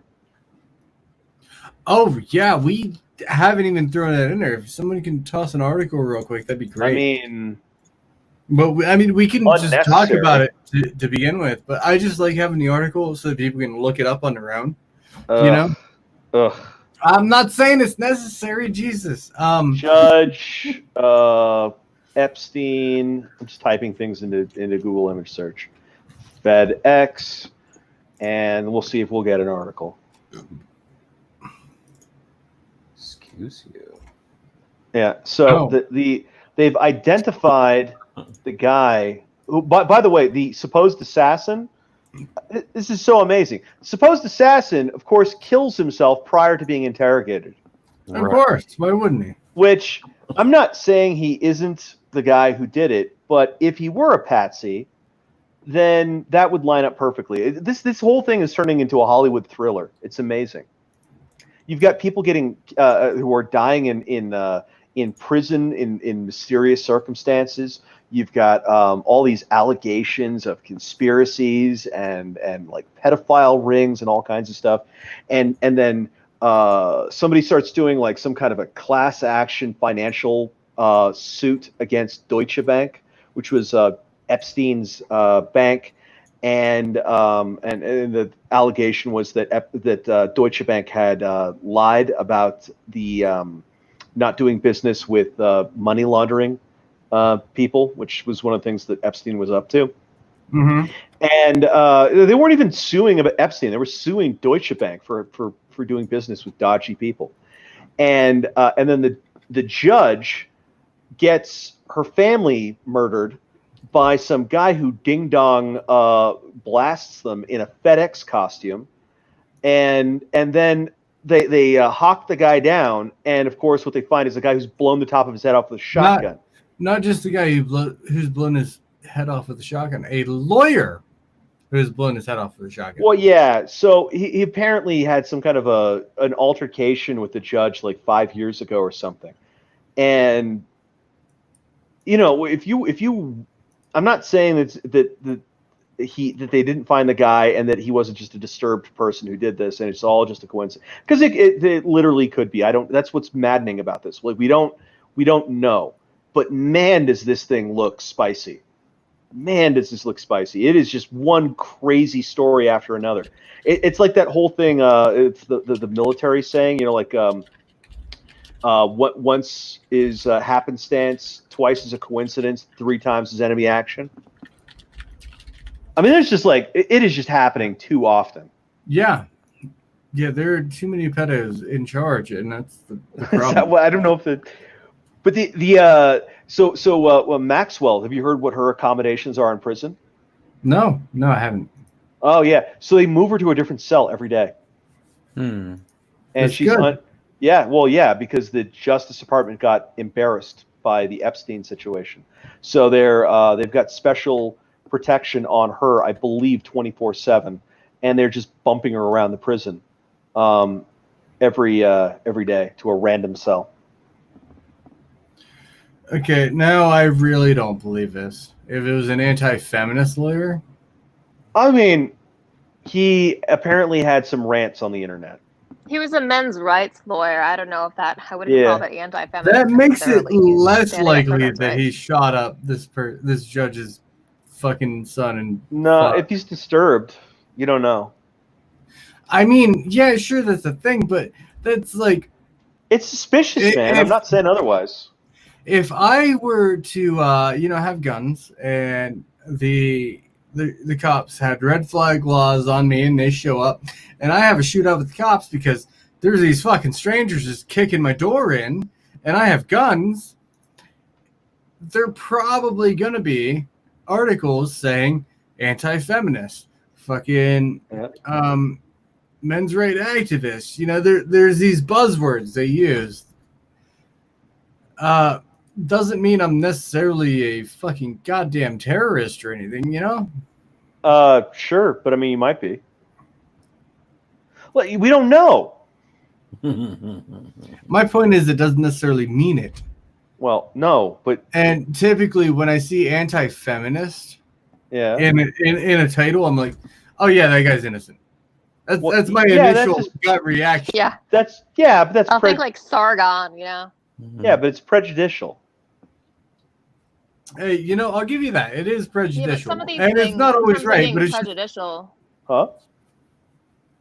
Good, Lindsay. No, I was just going to say that in terms of being prejudicial, at sometimes, especially these days, it'll have the opposite effect. What Uni was just saying about how he hears anti-feminist, and it'll have the opposite effect. He goes, "Oh, okay, well, this guy's probably pretty based."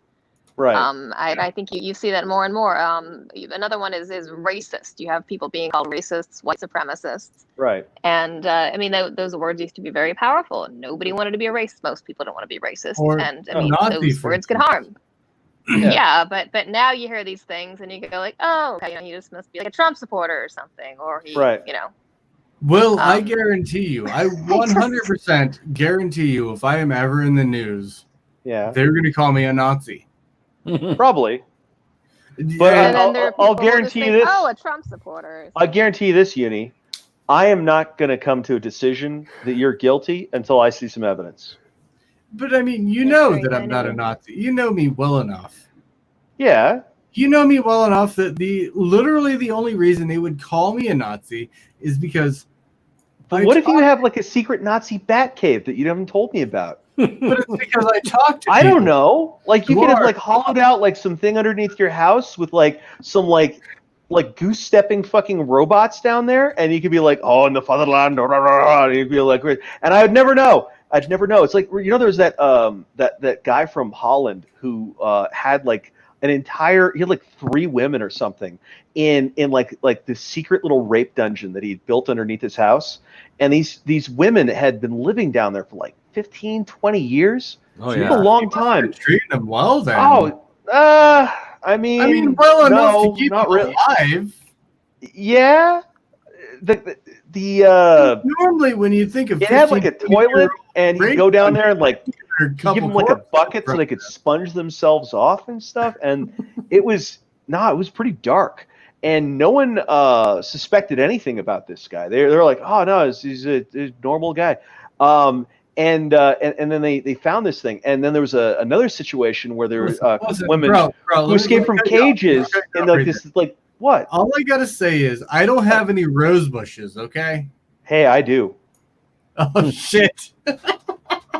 My roses are amazing. They are. They pop. Everybody asked me what my secret is, and I say, well, I just take really good care of them. I just take really good care of them by keeping Antifa away. Oh. Look, the trick is My dad used to have a rose garden when I was growing up, and they were very nice roses. It was a huge, big side yard, and I kept tearing up the damned, the wooden stakes that you put in to get them to grow properly. He finally gave up because I kept going and stealing the stakes. He didn't know it was me. He should have known it was me, but I had in my mind I was going to fight vampires or something with that, and the stakes just kept disappearing. And he figured I don't know what he thought. But he eventually gave up. You fucking grew up with Lestat and all that, didn't you? You were like, oh no, you ain't getting my fucking virginity. Fuck you. Yeah, well, I like the. That's cool. Things. Well, I mean, it's clearly he should have like come to you and said, "Here are your steaks. I've gone to the hardware store. I bought extra steaks. These are yours. You can I don't know, burn crosses in them or something to fight vampires. You have fun with that. These are my steaks. These are for the roses. Quit it." Vegeta says, I take a shit on my roses every morning. That's why they pop so well. Well, what did he say? If you go to the nursery and you say, what do I need to give my roses? They'll say, well, you're going to want to get your blood meal and your bone meal. Yeah. Yeah. So you see a man who has really nice roses. Just remember, he's fertilized them very nicely. Hence the joke of me saying, I don't have any good roses. And hence the joke of me saying, I do. Which I do. So that goes on with what we were saying. If I personally see anti-feminist or racist or Proud Boy or alt-righter, I immediately think, okay, this guy is innocent, especially when you get what if he's Ted Kaczynski? My initial thought every time, especially with the Washington Post, is, okay, this guy's innocent, and then I continue reading. Yeah, exactly. I mean, you just got to remember, democracy dies in darkness. The point, that's a point. Hey, NBC Daily, do they have a parody tagline or something underneath NBC Daily that is seemingly pompous but in a funny way? You should. Let me look at your website. If you have one, I haven't.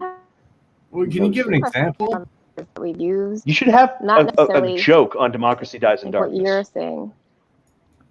I think you should. Yeah, that is a good idea. Yeah. Yeah, but I don't know how you would come up with one for that. Huh? I don't know. Comic writers come up with something funny. Okay.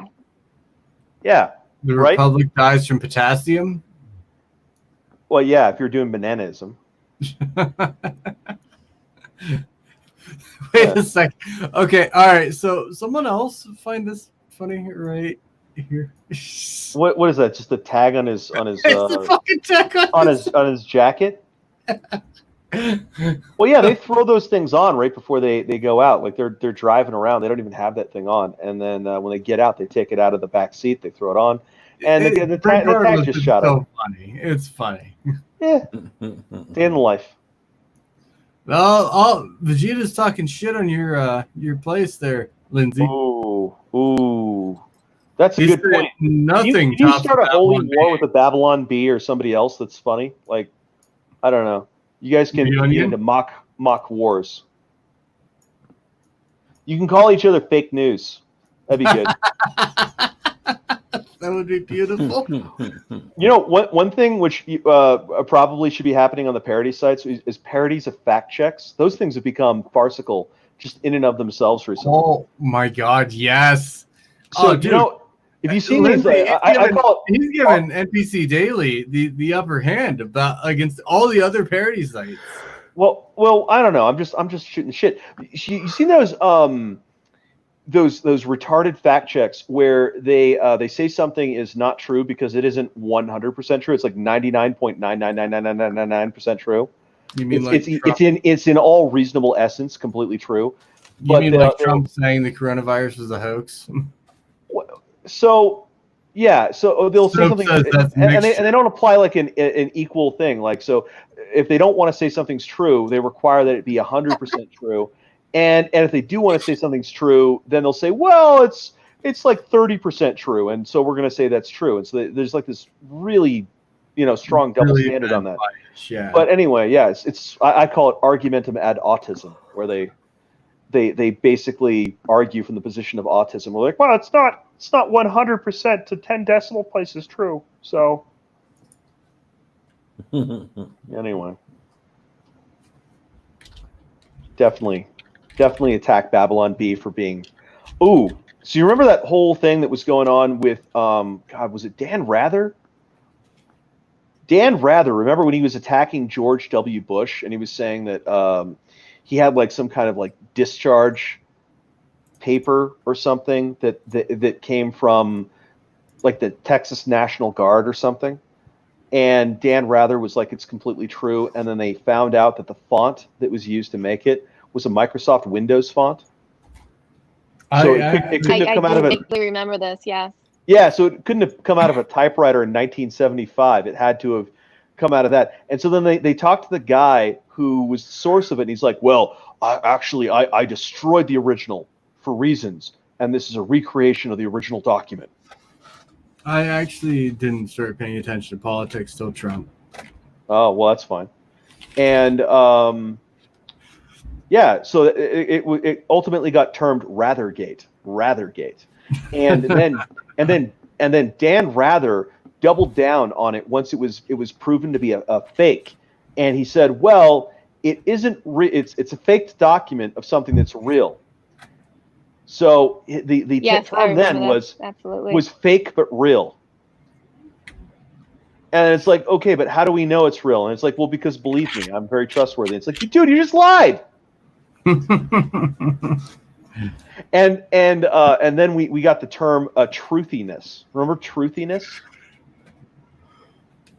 I don't remember truthiness, yeah. But I do remember the fake but real. Yeah, fake but real and truthiness. And so I think truthiness is a really funny term. That's why I'm that was the whole point of that was if you're doing something where you're attacking another parody news site for fake news, you should suggest that they don't have enough truthiness. Because truthiness is a word, right? And you should talk about how your things are more fake and more real than theirs. More fake and more real. Oh my God! Lindsay? Do you just want to hire Will? No, don't hire me. Don't hire me. Don't. No, look, I'm some asshole. No, I'm some asshole in the crowd saying, do it this way. I know what I'm doing. And you're like, oh my God. No, we do take submissions. I mean, we have a lot of writers involved. Yeah. I mean, you're very kind. actual, I think, recurrent writers. We have about like maybe 9 of us, 10 of us. But we Yeah. also take guest submissions too. That's very kind. Yeah, but well, you could write all about bananism if you worked for NBC Daily. I probably would. I'd probably do something where I am demanding real bananism now. Yeah, exactly. You know, because you hear that every once in a while where like one of the woke journalists will say, I demand real communism now, or full communism, or something like that. You're like, I demand full bananism. Bananism. I love it. Bananism. It's better than cucumberism. That's all I got to say. No, exactly. Exactly. They're just cucumberist reactionaries. Cucumberist. So, by the way, we didn't really get into this earlier. What he really did to come up with bananism is he went to communism and he looked up the Wikipedia article and replaced communism with bananism in every instance. And he replaced socialism with cucumberism. Yeah. Yeah. No, well, 'cause I don't know. A beautiful thing. Well, that's very kind. But the no, we've all had these experiences where we try to talk to somebody on the internet and have a rational discussion. And it just Very doesn't happen. And it's very difficult because they're crazy and they don't know how to structure an idea. They don't know, you know, that you can't have something be based on literally nothing, because that leads to chaos. And they're like, well, what's the difference? Oh, why can't things just be ideas? Here we go. And it's like, well, okay, fine. I'm going to. There we go. They don't. No, exactly. I think I'm just gonna leave that rolling too. Okay. I like it. It's a good. We need a longer. I like the concept of this. There needs to be like a longer ticker structure thing where it's like that news ticker that repeats after, I don't know, like 3 minutes. It's gotta have like 3 minutes of text. Hey, you give me the text and I'll fucking toss that shit on there. Well, I mean, we could really come up with this beforehand. Yeah, sure, that's fine. Yeah. So about this judge though, No, that's just a schism of cucumberism, okay? we all know this. Yeah, so Vegeta here is coming in here with this subversive pickleism shit. And yeah. So this judge though, do you honestly think this is going to deter this judge? Because personally, if I was in this judge's her position, I'd be like, I got nothing to fucking live for now. My kid's dead. My husband's on his way out. Fuck it. Well, you're all going down. Well, yeah, I don't know. I mean, the judge might just get removed for being mentally distraught, and then the next judge that comes in might be afraid. And that's exactly what this kind of intimidation. So you see this happening in other countries all the time. It's not common in the United States. Or the next judge that comes in could be friendly. They could possibly have a system, have somebody already lined up. Yeah, absolutely. And yes, you don't know what's going on with that. And the idea is judge and jury intimidation. We ran into this with some frequency when the Cosa Nostra was getting the screws turned on them, because Don whomever was they were bribing and murdering people in the justice system on a regular basis to try and make themselves untouchable.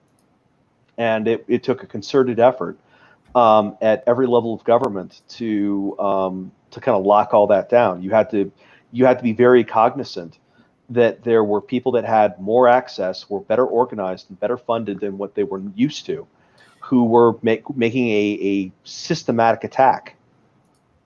I feel like in this particular instance, they underestimated the United States justice system, though. I suspect. I mean, look, here's the other thing. They're desperate. A big mistake that people make with the U.S. government and the American society in general is that as a society, as a government, we tend to not respond immediately to stuff, but we're aware of it. So you poke us, and we saw that, but we don't do anything. And then you poke me like the fourth fucking time, and then that stick's going right up your ass. Yeah. And I mean, that's what happened with Japan. Japan had been messing with it was World War II. Japan had been messing with the United States for ages. They were doing all kinds of just ridiculous crap. And the United States had basically been I'm sending not these. gonna lie. All I know about Japan and U.S. relations in World War II is Pearl Harbor. That's it. Oh yeah, no, that's most people. But there had been this a diplomatic thing that had been going on between the United States and Japan for decades prior to that, where the United States was like, "Can you guys please stop doing that? That'd be great." And the Japanese basically interpreted that as the United States is a bunch of cucks, and we're going to do whatever we want because they've got tiny American penises, and so they went into Pearl Harbor and they thought, well, they're just going to collapse if we do this because they're a weak people and they're afraid. Can you give me some actual examples besides just, hey, this is what they did? I mean, I'd have to get citations, but it was all kinds of intimidating cargo ships, disputing territorial waters. It's sort of the crap we're seeing out of China these days, is what the Imperial Japanese were doing. And the U.S. was responding at the time like, "No, can you guys not do that? That'd be great." And the Japanese interpreted that as Weakness. Yeah, and the same thing out of Osama. So Osama was running around all over the world doing his crazy shit, and the United States wasn't really responding to it. It's like, can you stop? Can you fuck off, please? The thing though is like, Japan had zero reason to react like that. China is at least a kinda formidable. They did. Look, I'm not saying they had good reasons, but they had interests that the United States was interfering with. We were interfering with trade. Japan was very dependent on exports from the United States for a lot of things. Okay, and so the United States had leverage on them. I mean strength. Huh? By reason, I mean strength. Japan did Japanese were strong? No, I didn't think they were strong enough to be like, hey, let's piss these guys off. Oh yeah, no. Japan started out with a much larger navy than the United. And history can even look back and say, you're right with that particular thing. China, on the other hand, they at least have some military force that's kind of formidable. No. Really, not really formidable, but they have nukes. No. So that kind of makes They do have nukes, but they have numbers, but we're not going to be fighting them in a land war. I mean, their ground troops land war. We got plenty of bullets. Nah, the Chinese are not going to launch their nukes. No, we're just going in for Cold War II with the Chinese, but right. you have this thing. I'll get to the end of my rant here quickly. Where one country or another is interacting with the United States, and they're getting a certain type of response because they're not talking to the entire American society. They're talking to a subset of the American society that is responsible for diplomacy or business or something like that. And so they're not going to be aggressive. Their entire mandate requires that there not be hostility. So they're going to try and de-escalate everything, even when it shouldn't be. And then at some point it's going to cross a threshold, and then you get the military guys in charge, and they've got the opposite mandate. They only have authority when it is hostile. And so you go through this snap change where everything goes from a bias towards pacifism to a bias towards hostility, and it'll give you whiplash if you don't see it coming. And as regards the Cosa Nostra, and then I don't know whatever the hell is going on with Epstein, was they were provoking the federal government for decades, and the federal government was basically ignoring them.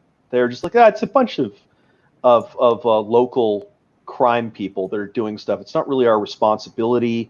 The IRS is upset with it because something with alcohol, we don't care.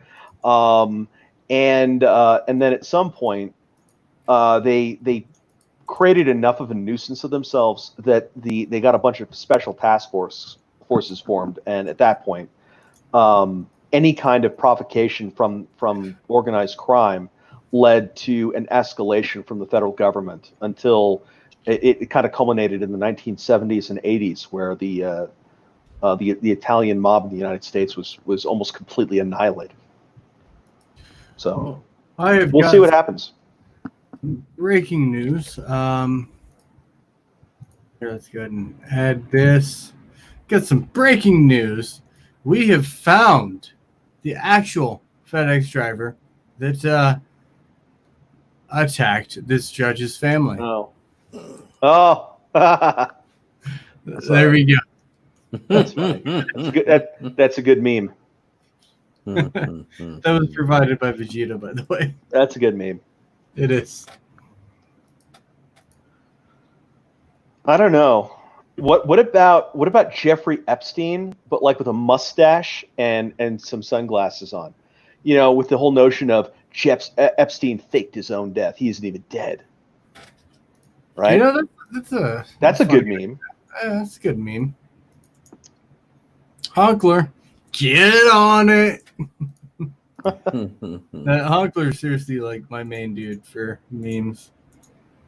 Yeah, well, I mean, that's because we live in a kind of a world where everyone has decided to be crazy. Are you guys? So there's one of my favorite comics is Louis C.K. I love Louis C.K. Particularly this one bit. He died in that unfortunate masturbation accident. He did. Yep. I'll be right back. He jerked himself off to death. But the okay, so this is a good opportunity for me to finish my little spurg on this, so that I don't dominate the rest of my conversation with my stupidity. He has a funny bit where he talks about getting accosted by another car in traffic. Guy was yelling at him for not going, despite the fact there were cars in front of him, making it impossible for him to go forward. And the joke is that Lewis rolls his window down, and he tells the other guy to give him his jacket back, which makes no sense. But that was the whole point. It was a stupid argument for the guy to have. So he asked for his jacket back, and it makes the guy who's being crazy feel uncomfortable because he thinks Louis C.K. is crazy. And so he goes back into his car and locks his door. That's the joke. And that's how I feel about so many of these crazy situations where somebody's running around being completely insane. Why do I have to be the sane person in the room? If someone comes at me with craziness, well, I can respond with crazy. Great. Why not? I mean, it's all optics, I guess, at that point, and it depends on how you want to be optically viewed. Sure. Well, no, I mean, look, if it goes to a court of law, then you're going to have to play by different rules. But if somebody is just coming at you and being silly, then be silly back at them. Yeah, but the thing is, people who comes at you being silly, they typically don't understand that they're being silly. I don't They're care. Just crazy. Yeah, doesn't matter. Lindsay is back. Yes. Yes. Yay. So,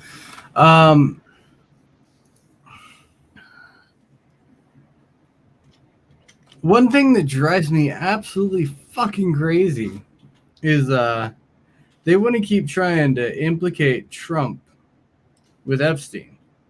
Yeah. Trump has been documented for one trip on Epstein's plane, and that was from Florida to Newark, New Jersey. Yeah.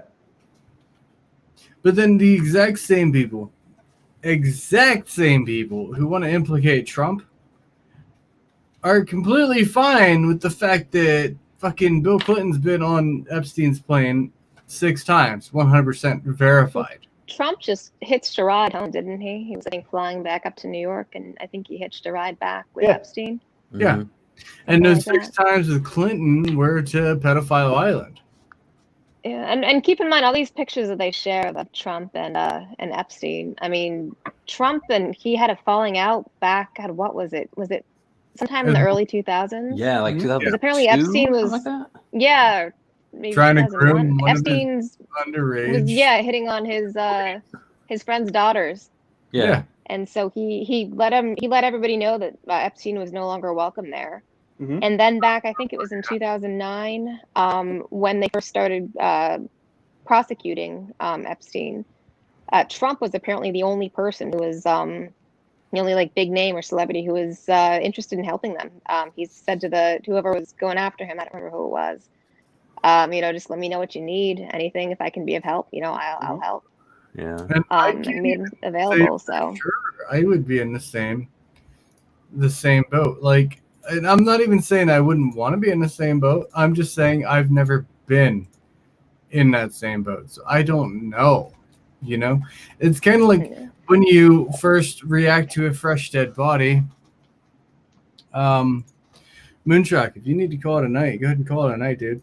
Well, I didn't know how long you wanted me to stay tonight, so I've been teetering, but I'm here as long as you want me to be. Well, we've got 1, 2, 3, and this one is a large one, and then the next is going to be the majority of the riots, which is also going to be a large one, and then that's pretty much going to be it. All right, then. Well, we've already talked about the riots, so as far as my concern or my opinion of them goes, so I think I can call that one good.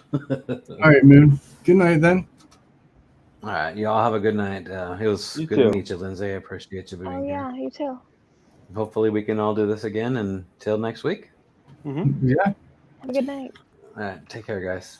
So Vegeta says 2005 Epstein was kicked out of Mar-a-Lago.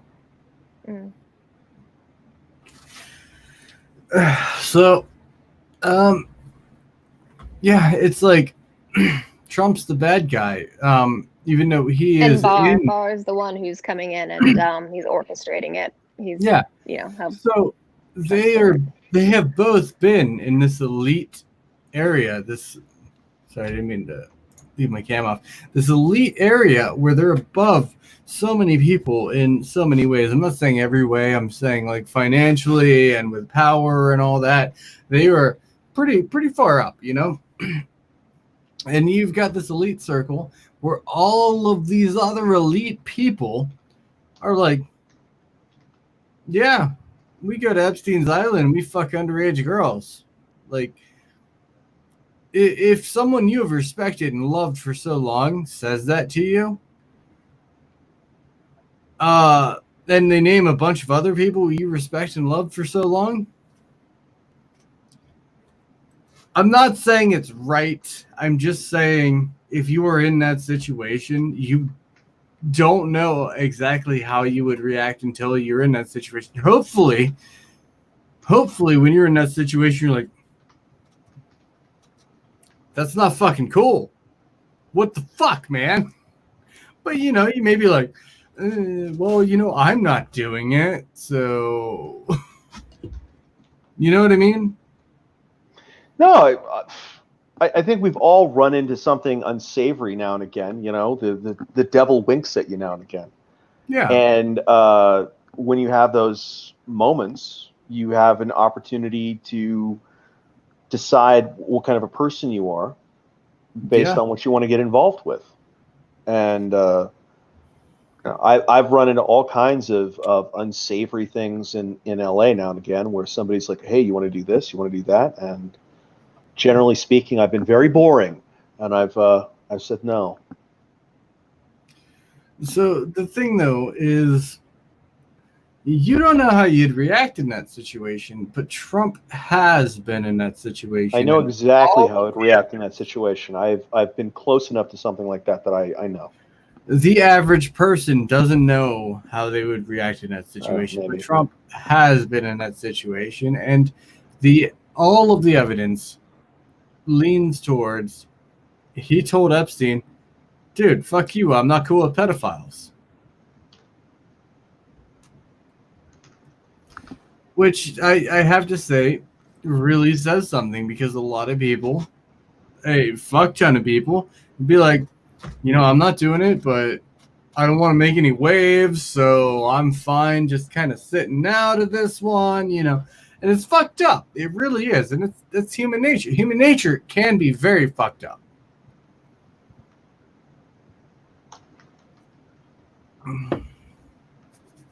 I mean, I know I go against the mold because I have put myself in danger to save other people's lives before, and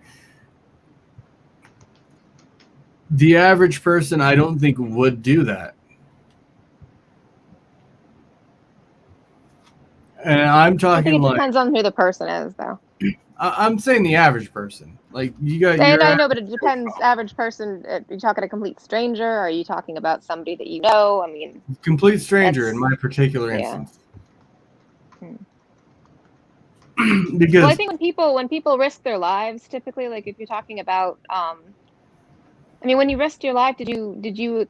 I mean, you were probably aware of the risk, but did you actually think that you would be? Did you think they had good odds of getting out of it, or were you even thinking about that? my thought process were these teenagers wrecked their car. It's unstable, but someone has to do what they can to get them out of the situation. Yeah, I think most people wouldn't go into those types of situations if they thought that they themselves were running a high risk of death. Now, I don't know if most people would even, bother helping others in that capacity. I don't understand most people. I got to be perfectly fucking honest. Well, there's been a lot of Um, interviews with people that have done stuff like that. So, like a child, for example, falls into a zoo lion enclosure or something, and what'll happen is, some guy will jump over the fence, and it's not even his kid. Will go in there to save the kid, and they'll interview him later, and they're like, well, what was going through your head? And he's like, well, I had to save Probably the wasn't kid. even thinking about the risks. He No, probably wasn't even weighing the zero. risks. He just saw a kid go and he just, Yep, exactly. goes for it. Yeah, no consideration as to his own safety. It didn't matter. It was just like, zoop, I must do this. And so you see that a lot. Yeah, I in my think when people have situation, more time, when you have more time to consider the options, I think that's when you sort of get the real test of a person's character. Maybe. I mean, I don't think, or maybe it is the other way around. I don't know. I did kind of lie in my I don't want to situation. take. I don't want to take that away from that guy. In mine, Yeah. in my situation, the vehicle was flipped over. It had wrecked around a sharp turn, and there were 5 teenagers in it. One of them self-extricated and kept going down the road, and the rest of them, I kicked the windshield in and let them out. The ones that were able to get out. The one was complaining about a pain in his hip, and I told him, lie down.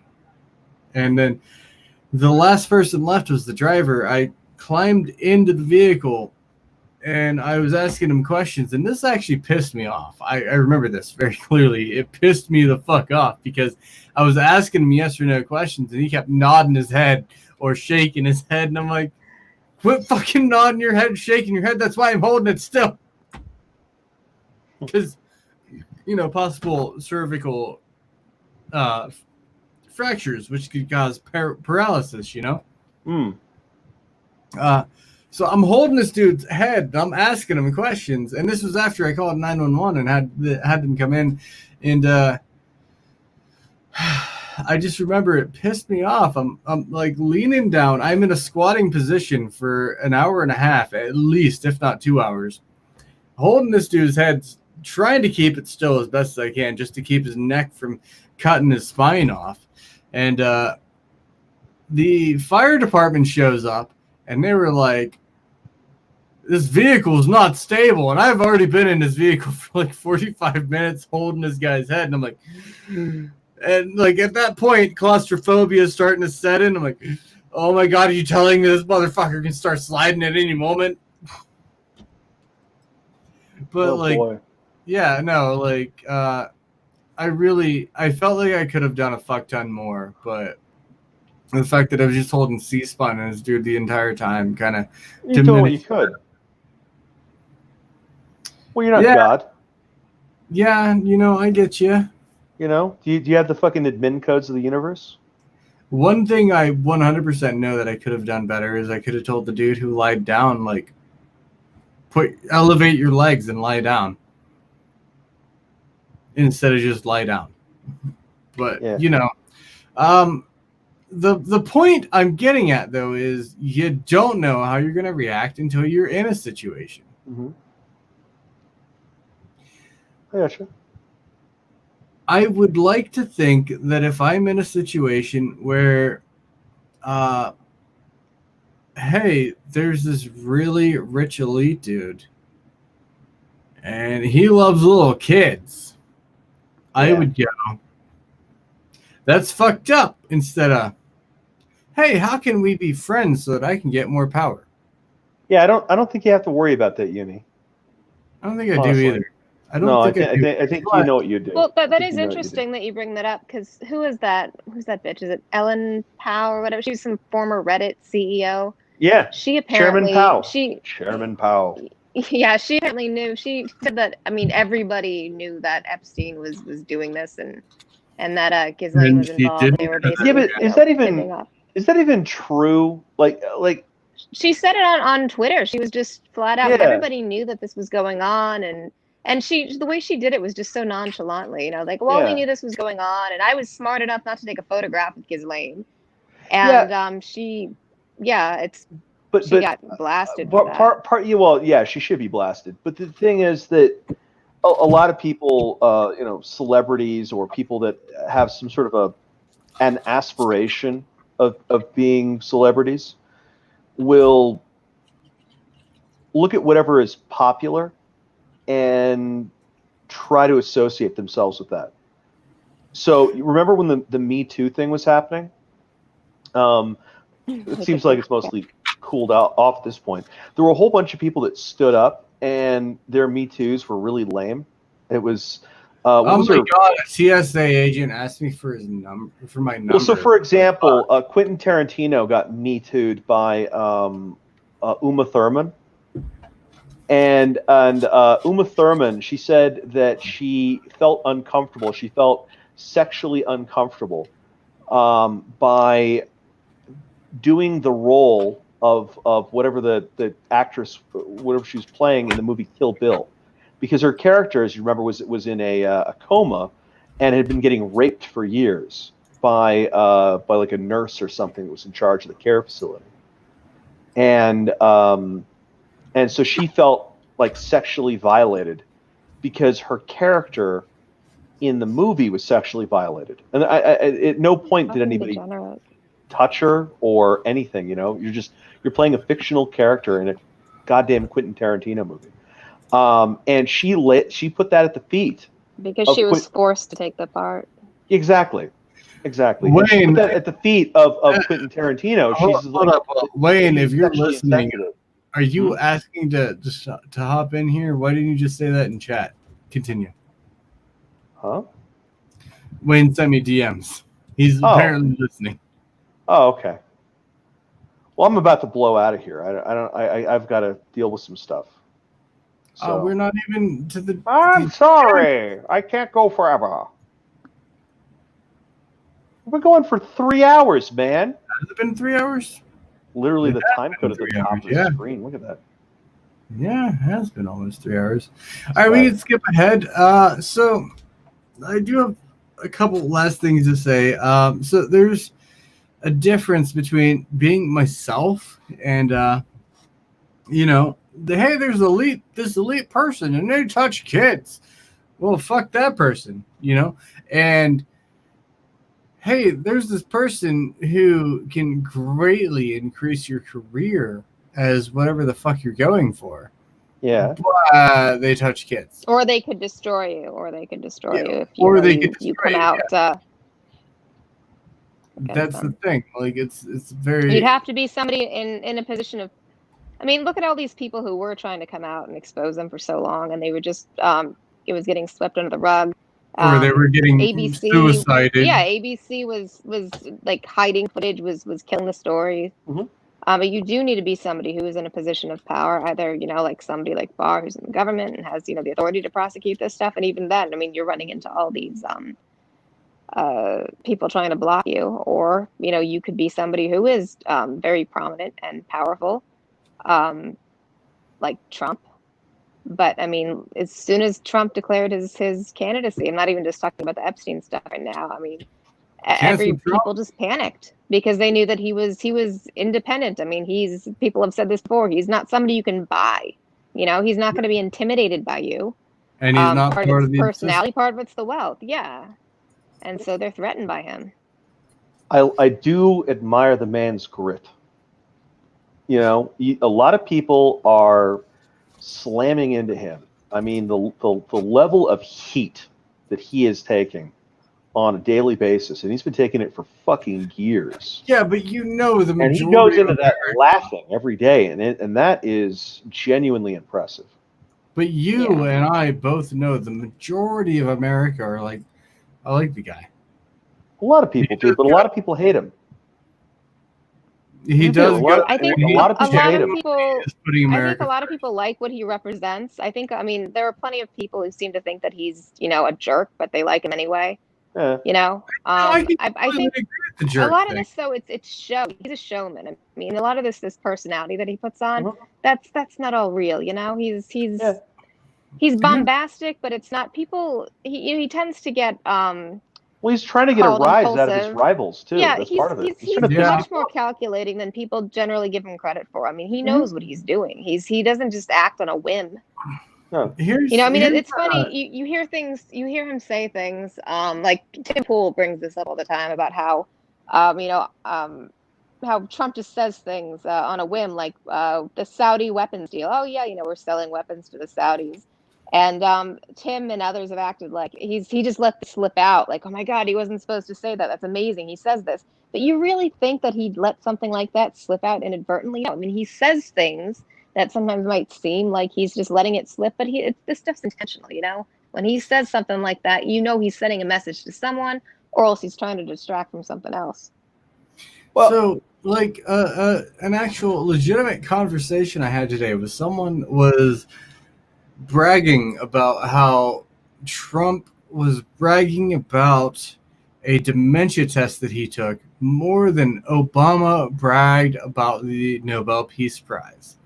And my response to that was, obviously at this point, the Nobel Peace Prize doesn't mean fucking shit. If they ever give me the Yeah. Nobel Peace Prize, I'm just tossing it in the goddamn trash because they gave it to a warmonger who killed You know American why he got it?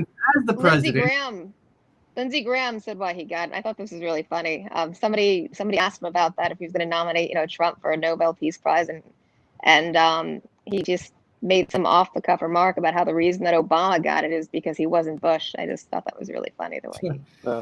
And then Yeah. B, the next person to get a Nobel Peace Prize that I know of got it for skipping school to yell at old people. Yeah. No, she didn't And get it. She then- was nominated though. She didn't actually get it, but she made Oh, she didn't get it? Time's Good. cover. Yeah, she got the cover of Time magazine though.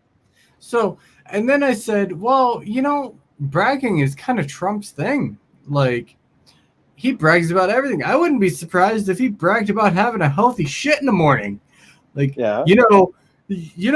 I woke up today and I had a very, very healthy, strong, solid turd in the bowl this morning. Obama, after 4 years in the office, he didn't have strong, healthy turds in the toilet. And in fact, if he said he did, he was lying. No way. It didn't happen. I make the best turds in the toilet. Like, that's the way he Well, he does talks. it for the reaction though. But no, I mean that's not the way he really normally is though. I mean, he does that for the reaction. He knows that the effect that it's going to have on people.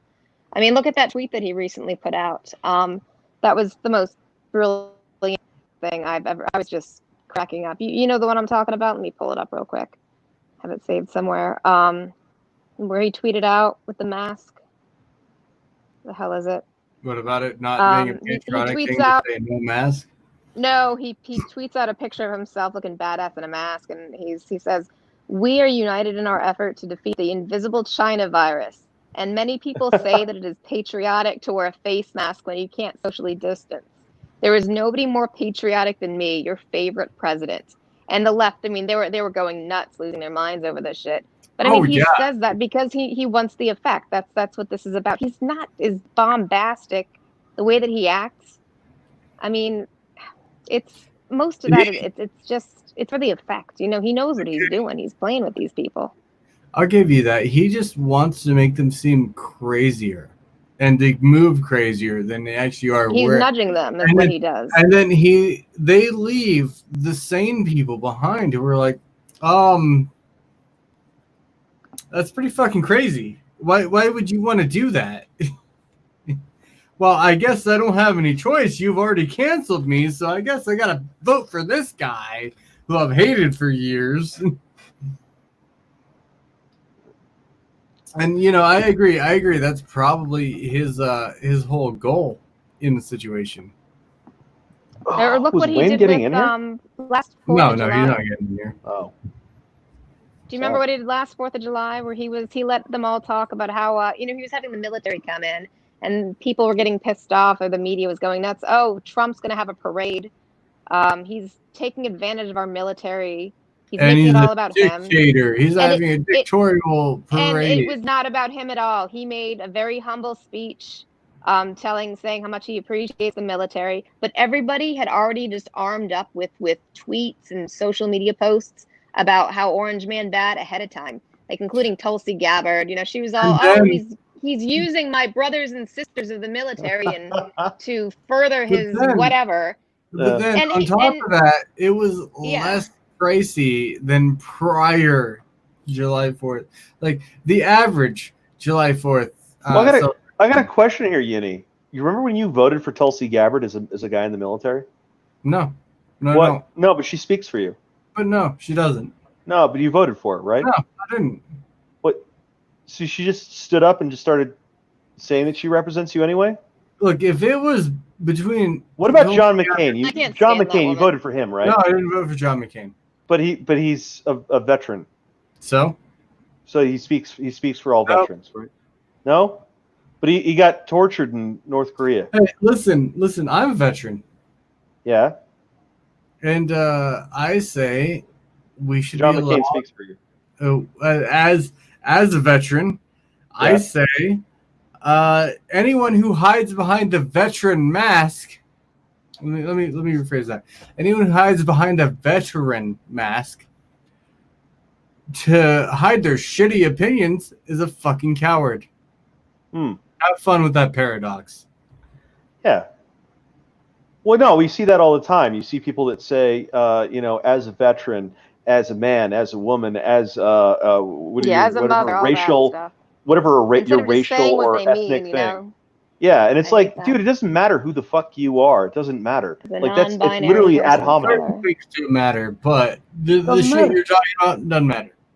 Look, if you're testifying about an experience, that's one thing, but for the most part, that's not what they're talking about. If you're talking about the effects of coronavirus on the average human being, then yes, medical opinion does matter. So if let's say you're a toothless hobo. I haven't had it, but as somebody, you could say, as somebody who's had this, I can tell you that this is what it's like. That's one thing, but they're not giving testimony; they're just making assertions. But it's like the equivalent of having to keeping the pronouns in your profile. I mean, people when they introduce themselves, giving their fucking pronouns along their name. That's what it is. Pronouns in my profile are Twitter camo. Okay. Well, I don't mean you know what I mean.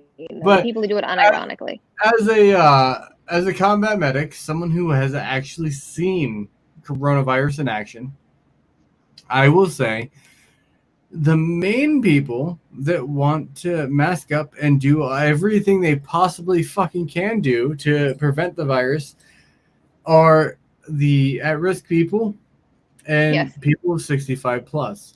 Now, I'm not saying the virus doesn't kill people who don't fall into those categories, because that does apparently happen.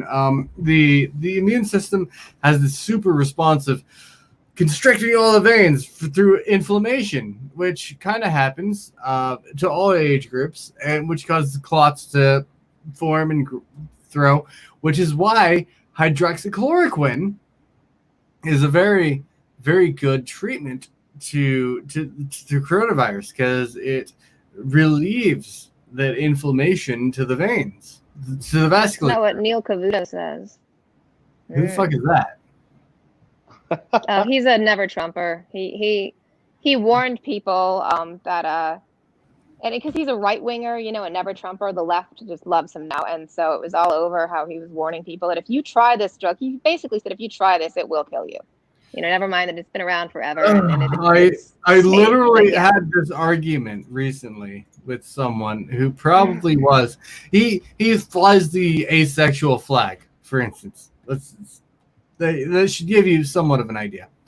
Good guy, as far as my experiences with him go. I told him that hydroxychloroquine was good, and where is it?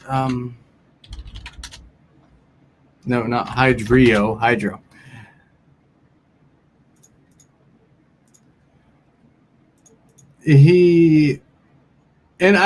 wasn't coming on as like, hey, Trump says this is good, you know. And he was like, true, though the hydroxychloroquine has some pretty bad side effects. And I said, almost every drug has pretty bad side effects. Would you rather have the mild risk of throwing clots or an even milder risk of the nasty side effects of hydroxychloroquine? I mean, have you listened to a single drug commercial? Side effects may include sudden kidney loss, instant poop death, suicidal thoughts, depression. Yeah. Like every fucking one of them, every single drug commercial has this kind of shit. Like, oh, this is to treat depression, and it does a really great job. But side effects may include depression, suicidal thoughts, and blah blah blah blah blah. You know. You know about that Democrat who was basically excised from the party? She was, I don't remember what state it was. Was it Michigan? She was some state legislature somewhere up north. And she got it, and her doctor put her on hydroxychloroquine. Or I think she asked her doctor about it because Trump was talking about it. And it really helped her. She recovered. And she actually went to the White House to thank Trump, saying that the hydroxychloroquine had saved her life. She was censured from the party, and they basically they said that she was never going to be allowed to run for office again. So she was basically out. That she would never be allowed to run for office and get their endorsement. Yeah, I mean, the vast majority of people do not have to worry about coronavirus. Yeah. If you're 65 plus, yes, you have to worry about it. If you are at risk, as in respiratory issues, immuno issues, being morbidly obese, diabetes, blah, blah, blah, you do have to worry about it. The rest of the population have a very slim chance of dying from coronavirus. And all of those ones that are left over are because of the inflammation of the vasculature, which hydroxychloroquine takes care of. Well, you know what the number one killer was? I mean, besides, you know, the Democrats and the nursing homes, the ventilators. They figured out pretty early on that the ventilators were they had a much higher fatality rate than you'd otherwise find. Oh, even I think it was upwards of 80%. Yeah, I mean it's because they have to put those things on at full blast in order to have any effect, and they just blow up their arms. The people on ventilators had very grim chances. Well, the longer you're on, the less likely you're going to be able to come off, and even if you do come off, I mean, you're going to have you know, probably permanent damage. But the thing with the coronavirus, if you go the ventilator route, not only are you keeping people on them long term, but you're putting these things on in full blast. And I'm in some areas, I mean, the mortality rate for people on the ventilators was like 88%. I think on average it ranged from about like 50% to 80 something percent. Well, but they figured this out early on. But at the same time, you had one of the problems was getting around the media bin. They were all screaming about the ventilators, and so you had doctors in these hospitals. They were afraid not to do it, not to put them on. It was also and plus, they were the financial incentive to keep putting people on these ventilators. And I think at first it was April, very beginning of April, might have even been the end of March, where they started raising the alarm about what was going on with the ventilators. And it took months for it even to, you know, eventually come out like in the regular media. I think the first article that I saw probably wasn't until May, and it was some small science publication. I think a few others picked it up. mainstream media never really went for this. I think I may have seen like one right-wing site pick it up, but you did see all at that point the ventilator usage just completely just dropped off because they knew that it would become a bigger issue if they didn't just stop. And that's why Trump ended up, selling a whole bunch of these off to other countries, notably Russia, because we had them in excess. We didn't need them, and we didn't want to use them. But if you look at the ICUs that did not use the ventilators, I mean, they had a substantially higher survival rate than the ones that did. Here, let me go ahead and get the most accurate representation of this on stream.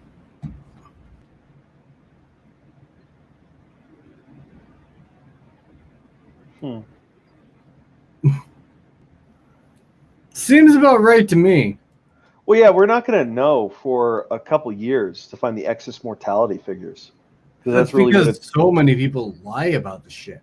Well, the excess mortality will. We're not going to know what the real numbers, for a while. Yeah. But what bothers me is that there's still not talking about the ventilators because that's just something egregious because they knew that it was a problem and they just kept people on them. They kept doing it.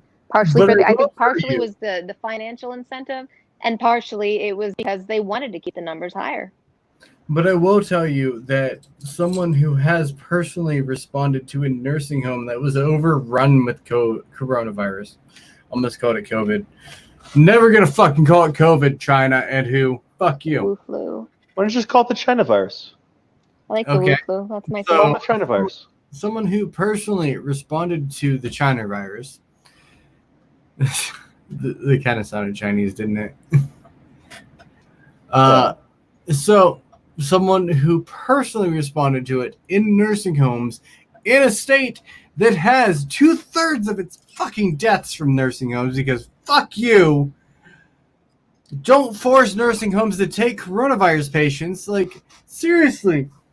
Hey, let's go ahead and reduce infant mortality by introducing foxes and infants together, unsupervised. The same fucking thing. Literally the same fucking thing. This shit gets me heated every goddamn time. But I mean, if you could spike it all at once, then you can help flatten the curve. If you just get rid of all the old people, that's pretty much common sense. One of my favorite YouTubers, Mr. Panos. He saw my whole point is, he said we're gonna have to kill all the old people. My whole point is, we were told when we showed up there, you will not have to deal with coronavirus people, and you will not have to deal with dementia people. Me and the one other guy were put on the same wing. And this was the dementia light wing, sundowning and all that, which, it happens. Like, I don't have a problem with it. The only problem I have with it is being lied to. And two out of 20 people didn't have coronavirus. Right. Wow. I saw one person die. I assisted in one person dying. What? So what? It's just like beat up old people? No, I'm not. This isn't Michigan. No, I think you mentioned punch them right in the throat. The dogs. No, this person was comatose before I ever got there, and then 3 or 4 days in, prepared the way. Yeah, 3 or 4 days in, they stayed comatose, and their doctor took them off all medications and put them on 5 milligrams of morphine sublingually every 2 hours. And that was just so happened to be the first day I started giving meds. Right. And I got to tell you, sure, words are a thing. Like, you can say words. I can say, Will, I'm going to fucking murder you. Oh, no. Hey, I can say that just fine. Right. But when you actually go towards the actions of doing that,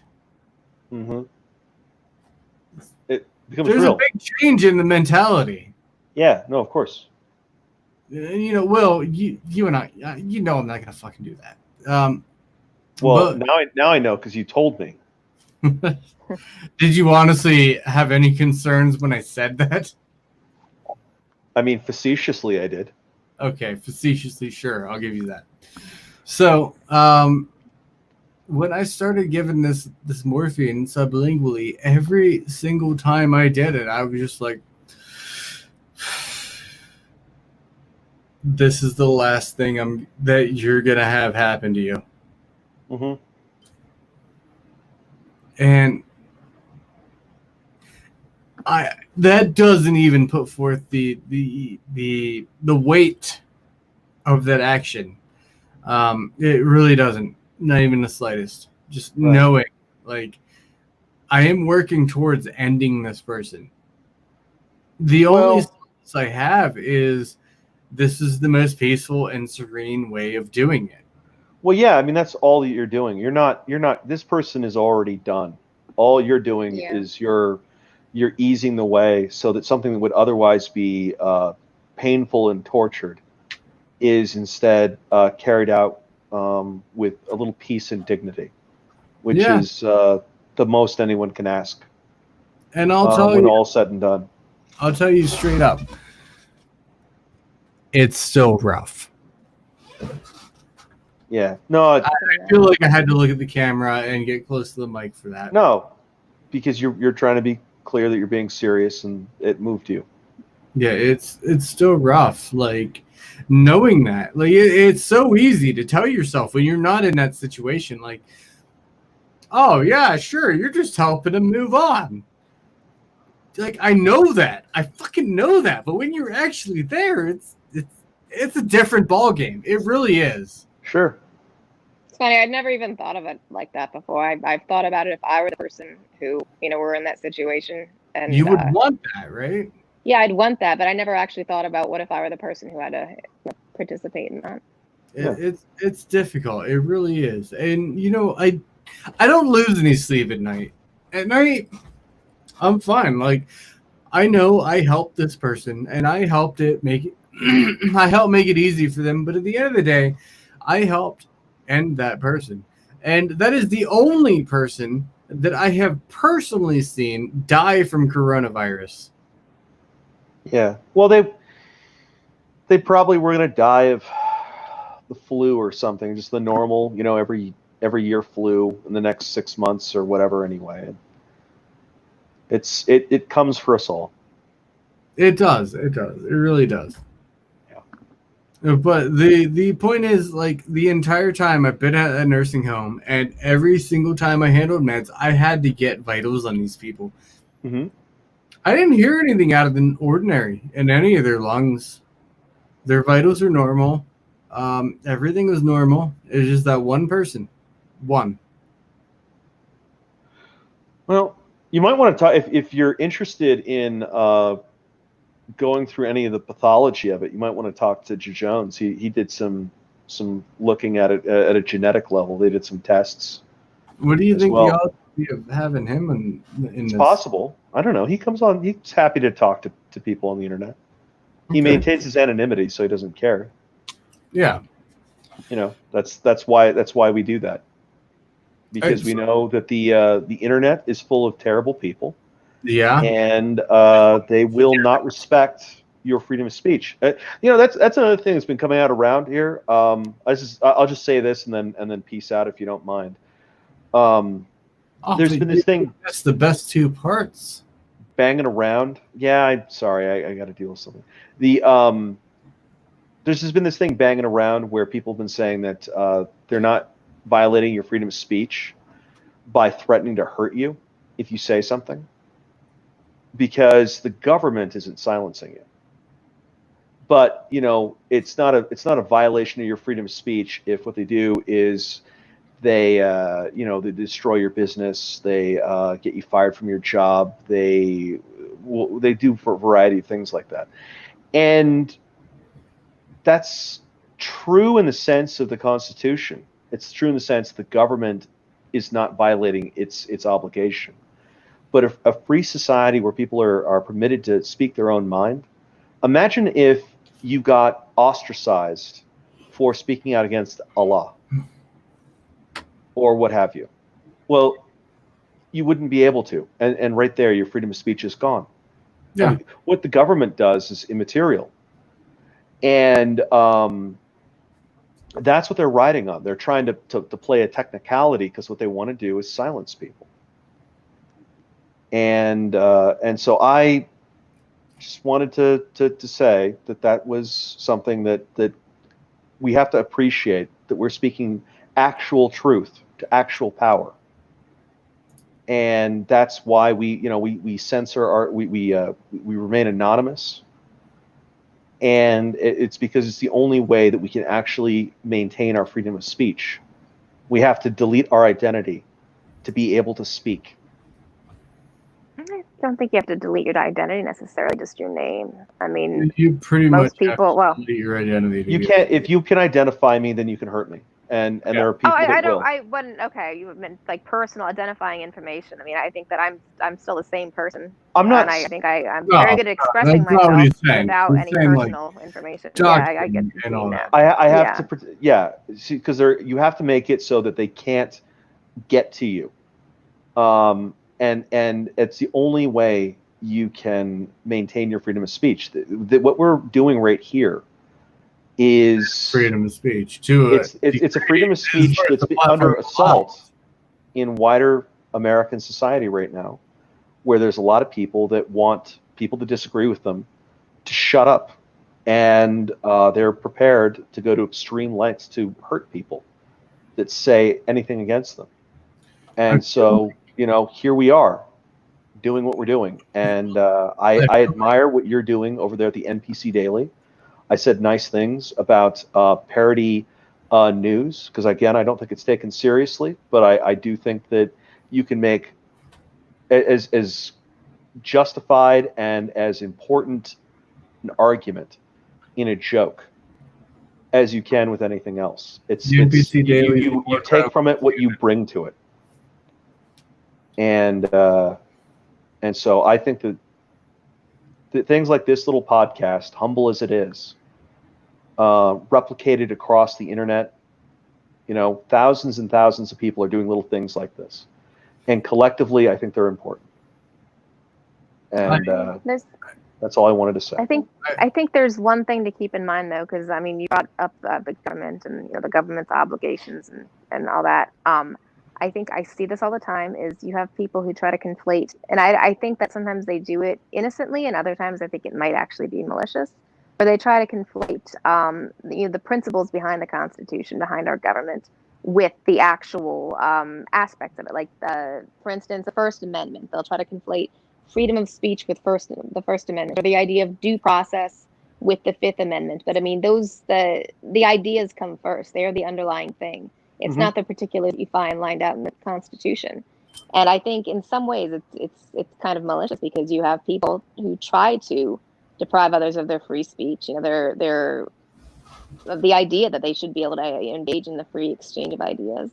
No, I'm not. Saying, I'm not well, extending the principle of charity to these people at this point. I think they are malicious. I think they are malicious. I think most of them. I think most of them are just dumb, and they're just repeating what they hear. But I think ultimately they do get this from a small minority of people who know what they're doing. Then they'll double down. Yeah, but I mean, and, you will have and people at that point, they've validated their malice right there. Yeah, you see this all the time. You have people say, well, the free speech doesn't apply because the First Amendment applies to only, the government says the government can't deprive you of free speech. But that's a completely fallacious argument. That's not what's being alleged at all. People are trying to, the idea is that you do have, that you ought to have a fundamental right to freely exchange ideas. And then in the end, the good ones will win out. The bad ones will die off or be replaced. And you see that with the argument over due process, and this is something that really pissed me off with Kavanaugh, where people were claiming that he doesn't have a right to due process because he's not being charged with any crime. But that's what I mean. They just completely just ignore. I mean, the ideas don't seem to have any merit to them, right? Because it's just all that they do is they identify. We can do a witch hunt if we don't actually burn it in the law. Or same with well, it's because he wasn't being charged with a crime, he doesn't get his Fifth Amendment rights. But that's I guess that goes back to the idea of like what the left views as rights versus the right. I mean, the left, they talk about rights, they're basically just talking about the things that the privileges that the government can allow you. But you see that with pretty much any idea. Well, they try to my friend Wayne, who's in the audience, likes to say they have no principles. Yeah. They have no principles. It's not about because there's an underlying principle. Well, that no, they have a guides- principle, and the principle is power. That's what it all. That's Well, what they have. They're sure. obsessed with power, and that's what it all comes down to. Who The holds the best way power? to describe that is if they didn't have double That's not a standards, philosophical principle. standards at all. They're not. They don't have anything that restrains their action. So, You know, there's things I won't do because I will judge myself a bad person if I do. They them. have each other. They have the collective. I mean, that's Yeah. that's the thing that keeps them in check. They can't go against what the group. Yeah. Whatever the that hell has- that means. Yeah. so You know, who controls that menagerie? we've only got a Just 30. to keep each other in check. We've only got a 30-second clip on the next topic, and then the next one is the feel-good story. Okay. Okay. Okay. I'll shut up so it's not my fault. So this is Portland Antifa attacking a federal building, and they kind of catch one of their own on fire, which is hilarious. Yeah, it is pretty funny. Discord. She wasn't hurt. Just embarrassing. What an idiot. Right?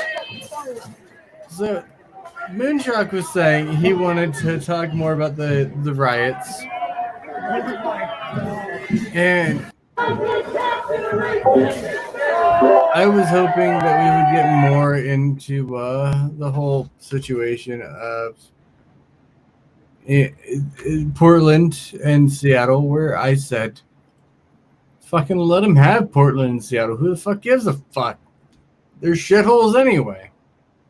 Well, the thing is that they spread like a parasite, and what'll happen is they'll just go to other places, and the surrender will be used as a precedence for further surrenders. Where do we stop? Where do we hold the line? I agree with that statement. Where we stop is if there's evidence of them participating in this shit, they're not allowed to get out of there. Well, they While this is will. going on. Well, you're gonna put a wall around Portland? No, I'm gonna put a federal regent wall. Oh, And- I want to build a wall around Portland. Yeah, I call it the we're gonna do California wall. Snake California Plissken's and Escape Oregon. from New York. We're just gonna build a wall around New York or whatever. Yeah, wall around Portland and a Yeah, wall sure. around fucking Seattle. Oh You're not man. allowed to leave if you're participating in riots. Yeah. Everyone else, sure, get out of here. Go ahead. We know you want out of this shithole. They need to end the lockdown is what they need to do, and they need to stop giving these people money, because what's happening with because of the lockdown, you've got a bunch of bored, angry people, and then what you've done is you've given them money, and so now they can do whatever they want. You get people who quit their jobs because they realize they could make more money Yeah. Right. on unemployment right now. They will burn the entire society down to the ground. We have to end the lockdown, and we need to stop handing out the money. So people go to work. People go to work. Short of that, they're gonna keep doing this. We end the lockdown everywhere else. And What? we lock these guys down. Yeah, they Listen, need to go back to work. They need to go back to work. You're on house arrest. You tried to burn down a federal courthouse. Yeah.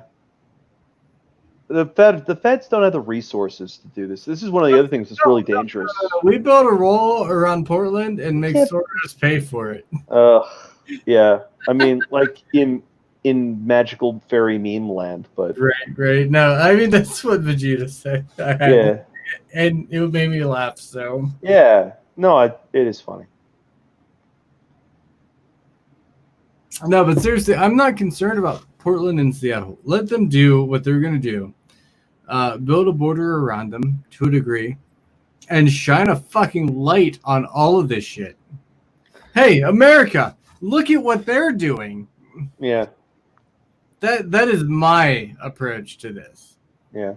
This is what Biden will bring. But here's the thing, though. It's not just happening in Portland No, it's and happening Seattle. I mean, it's everywhere. Yeah. You have it in Atlanta. You It have it is in Philadelphia. I mean, I nowhere didn't near. realize in Philadelphia, apparently they have their own jazz now. I hadn't Yeah. realized that.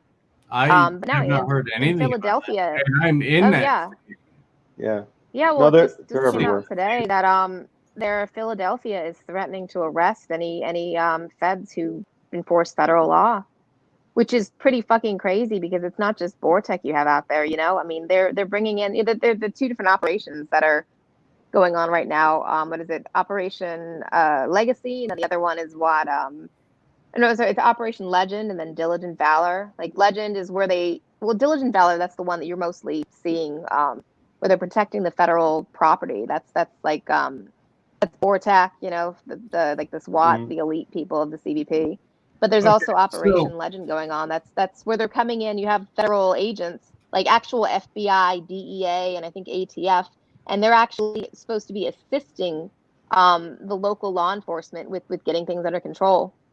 So as a but Pennsylvania, they're conflating the two, you know, and they're trying to claim that these like I mean, they're conflating the two, and I think that this is malicious. I don't think that it's just a matter of ignorance. I think they know exactly what they're doing because, you know, they tried pushing the whole stormtroopers narrative, and they got blasted because, I mean, their insignias, their badge numbers are very well visible.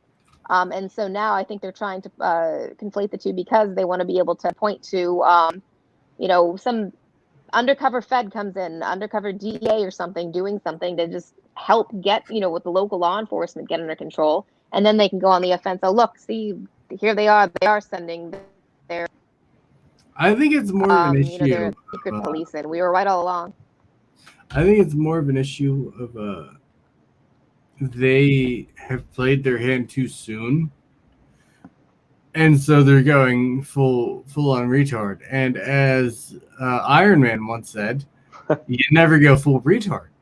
Right. And I think that's what they're doing. And the average American is looking at this shit and going, what? No, this isn't cool. Like, why would this be a thing? Right. Well, I can tell you as a Pennsylvanian, I have never heard of the Philly Chaz. So Philly was one of the first cities to go, oh, you're tearing down statues? Nah, not here. Yeah, that's because the media isn't reporting it. Yeah, but they're also one of the first areas to go. Yeah, I heard about that. Statues? No, not here. So I don't see it happening.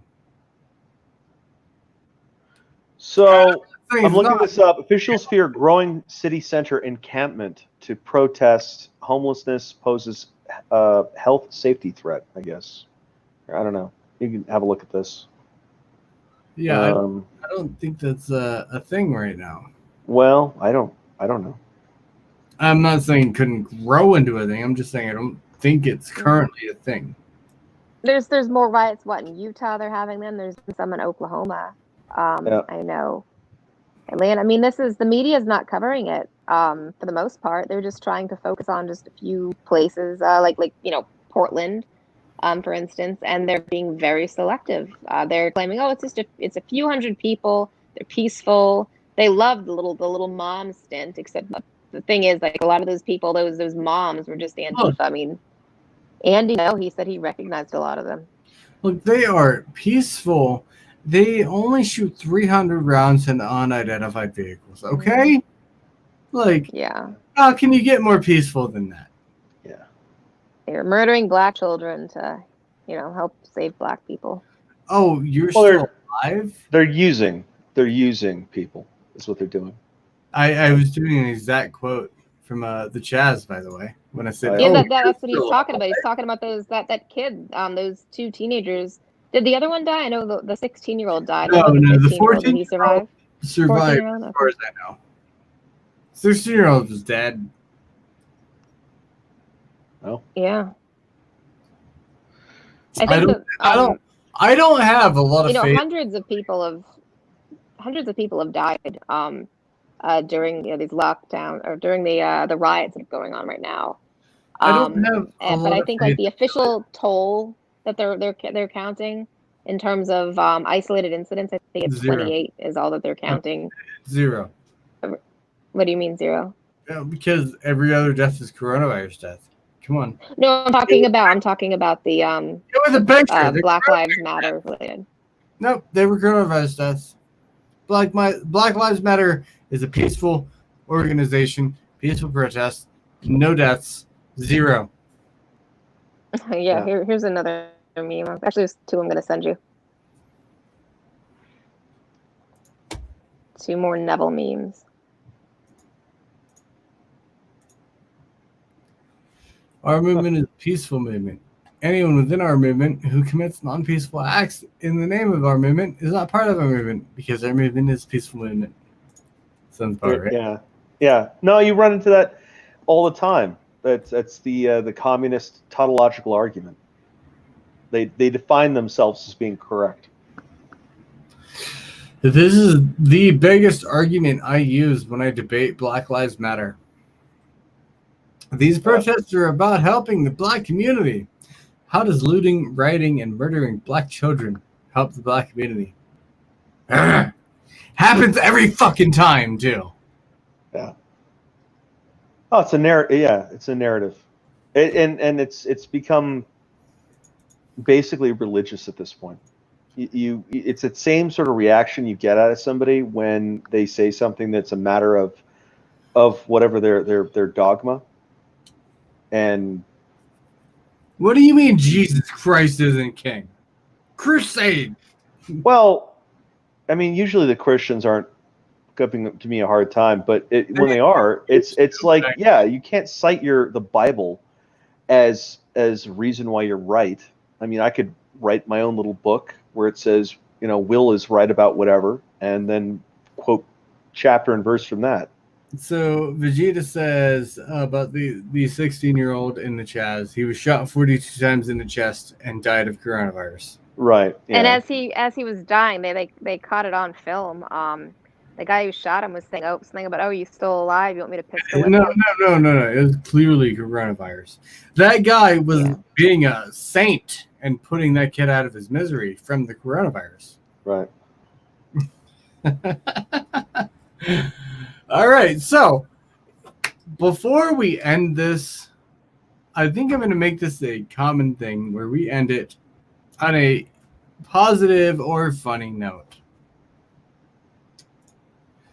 11-year-old Black kid made $1,000 selling N-word passes to white friends at school.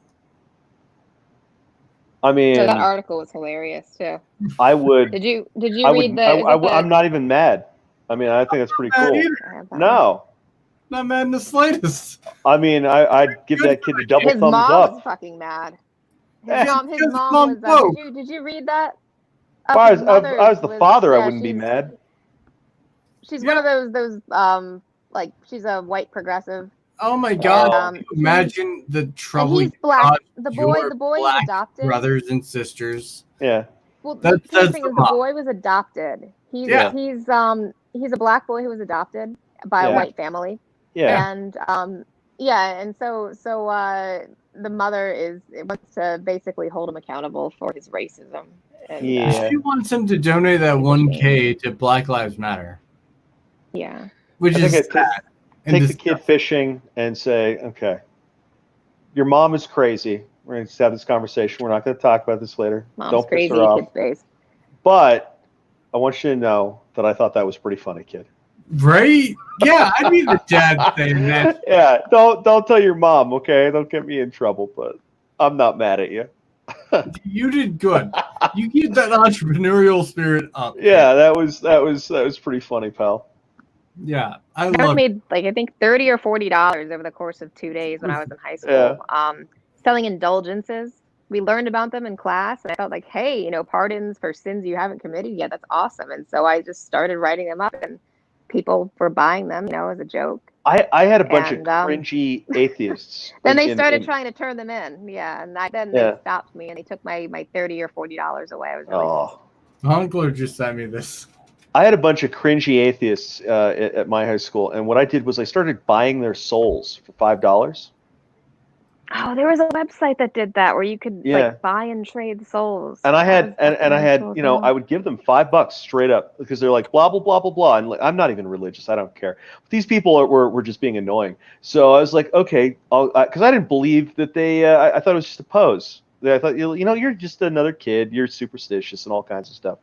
And I can weird you out. So what I did was I got a leaky ballpoint pen. I stepped on the end of it, so it kind of drooled red ink. And I wrote up on like a little piece of notebook paper, I hereby blah blah blah bequeath my soul. and my eternal soul, and for $5, and so it cost me about $20 the first couple days. After about a week, I had made about $200 because they came back and they were all sweaty and panicked looking. They're like, "Hey man, I gotta have my soul back," and I was like, "Yeah, well, I'm just I'm just moving these things sideways here. I'm not using them. I sell them on. I don't even know if I still have your soul." And what? What are you doing? You shutting down? No, What you doing? someone's trying to tell me they're watching already, and I told them, Oh. all right, say something in chat within the next 5 seconds. Okay. Well, anyway. So yeah, it was a similar thing I did. So you were selling indulgences. This kid was selling N-word passes. I was buying and selling souls. I was It's buying just and dumb selling things kids fucking do. Pokemon cards. That's what I Yeah. did. Yeah. I feel Well, like mine was the most normal of the three. Well, I thought mine was pretty funny. Yours is funny, sure, I'll give you that. When people try to actually use mine, they started acting out, and then they were turning in the indulgence that they had. Like, nope, I'm allowed to do this. And tripled talked to the me about price that I made on the booster packs. Yeah. You what? Ah, shit. You were too late, Legion. Too late. All right. So, this kid, 11-year-old black kid, sold N-word passes. Yeah. Fucking goddamn entrepreneur. His friends are dumb. You, sir, from an actual military veteran, I salute you. As a military veteran, yeah. I salute you. That is what capitalism is all about. Right. Duping idiots. As a troll in high school, I also salute you, sir. I thought this was hilarious. I really did. Yeah. Minus the woke mom. Because the dad's just like, if I argue this, I'm not going to get any. No. You tell the kid. Dad's you say, probably just as bad as the mom. Maybe. I doubt it. We don't know. The dad's thinking with his dick. We have no way of knowing. He could be worse. He could be. He could be. I'm just men's wagering testosterone levels are on the whole, they're declining, especially if you're talking about millennial parents. Oh, come on. I'm just thinking the dad's like, if I argue with this, I'm not going to get laid anymore. So, yeah, kid, you did something wrong. Yeah, exactly. And and then I'm going to tell you later. But actually, it was pretty funny. Does not tell the sister. Yeah, just keep this to your mom. That was funny. Don't tell anyone I told you this. Yeah, exactly. Anyway. No, my history teacher heard about it. He thought it was great. Yeah. I got his approval at least. Yeah, exactly. For the indulgences? At least I'd learned some. I don't remember what he said, something about how I'd retained something from his class, so he was pleased. Well, that's pretty cool. All right. I gotta pee. So no. We're gonna finish. You're gonna finish, and then you're gonna go pee. Lindsay, are you done? Oh yeah. Like shill the NPC thing. I have nothing to shill. Oh no. The reason I asked Lindsay, if you're done, then this is done because Will's done. Well, and I gotta go. I can. Wait. The sun doesn't rise and set on me. If I have to go. But if you guys want to that's what I'm saying. I'm saying the sun doesn't rise and set on you. That's true. Okay. Well, I'll just fuck off. That's sweet. But I'm running a fever tonight, so I'm kind of out of it. Oh no. Shit! She's got the Rona. Let's end stream now. Yeah. I don't have the Rona. Because you catch Rona through 5G. Yeah. I have 3G. Didn't you see the screen? No. So I'm gonna put it on 3G because for whatever reason it's faster that way. Yeah. Faster than LTE. Vegeta says I think fewer people use it. 20 for an N-word pass. Yeah. All right. So we're gonna go ahead and end it. So I would like to thank the NPC Daily, www.npcdaily.com, for allowing one of their journalists in on this. Do you have anything else to show, Lindsay? Not at the moment. Wonderful. All right. Well, God no. okay. www.godknow.com. There we Yep. go. That's Will's little thing for Yep. the stream. You're breaking up again. What? So, at least 5G's fast. Jesus. All right, so we'll be back next Thursday. I personally will be back on www.theta.tv/universeman tomorrow with probably some more VR, maybe some gameplay. I don't know. We'll get that figured out. As always, it's Universe Man. I'm getting fed up with this orgasm. Stay classy, YouTube.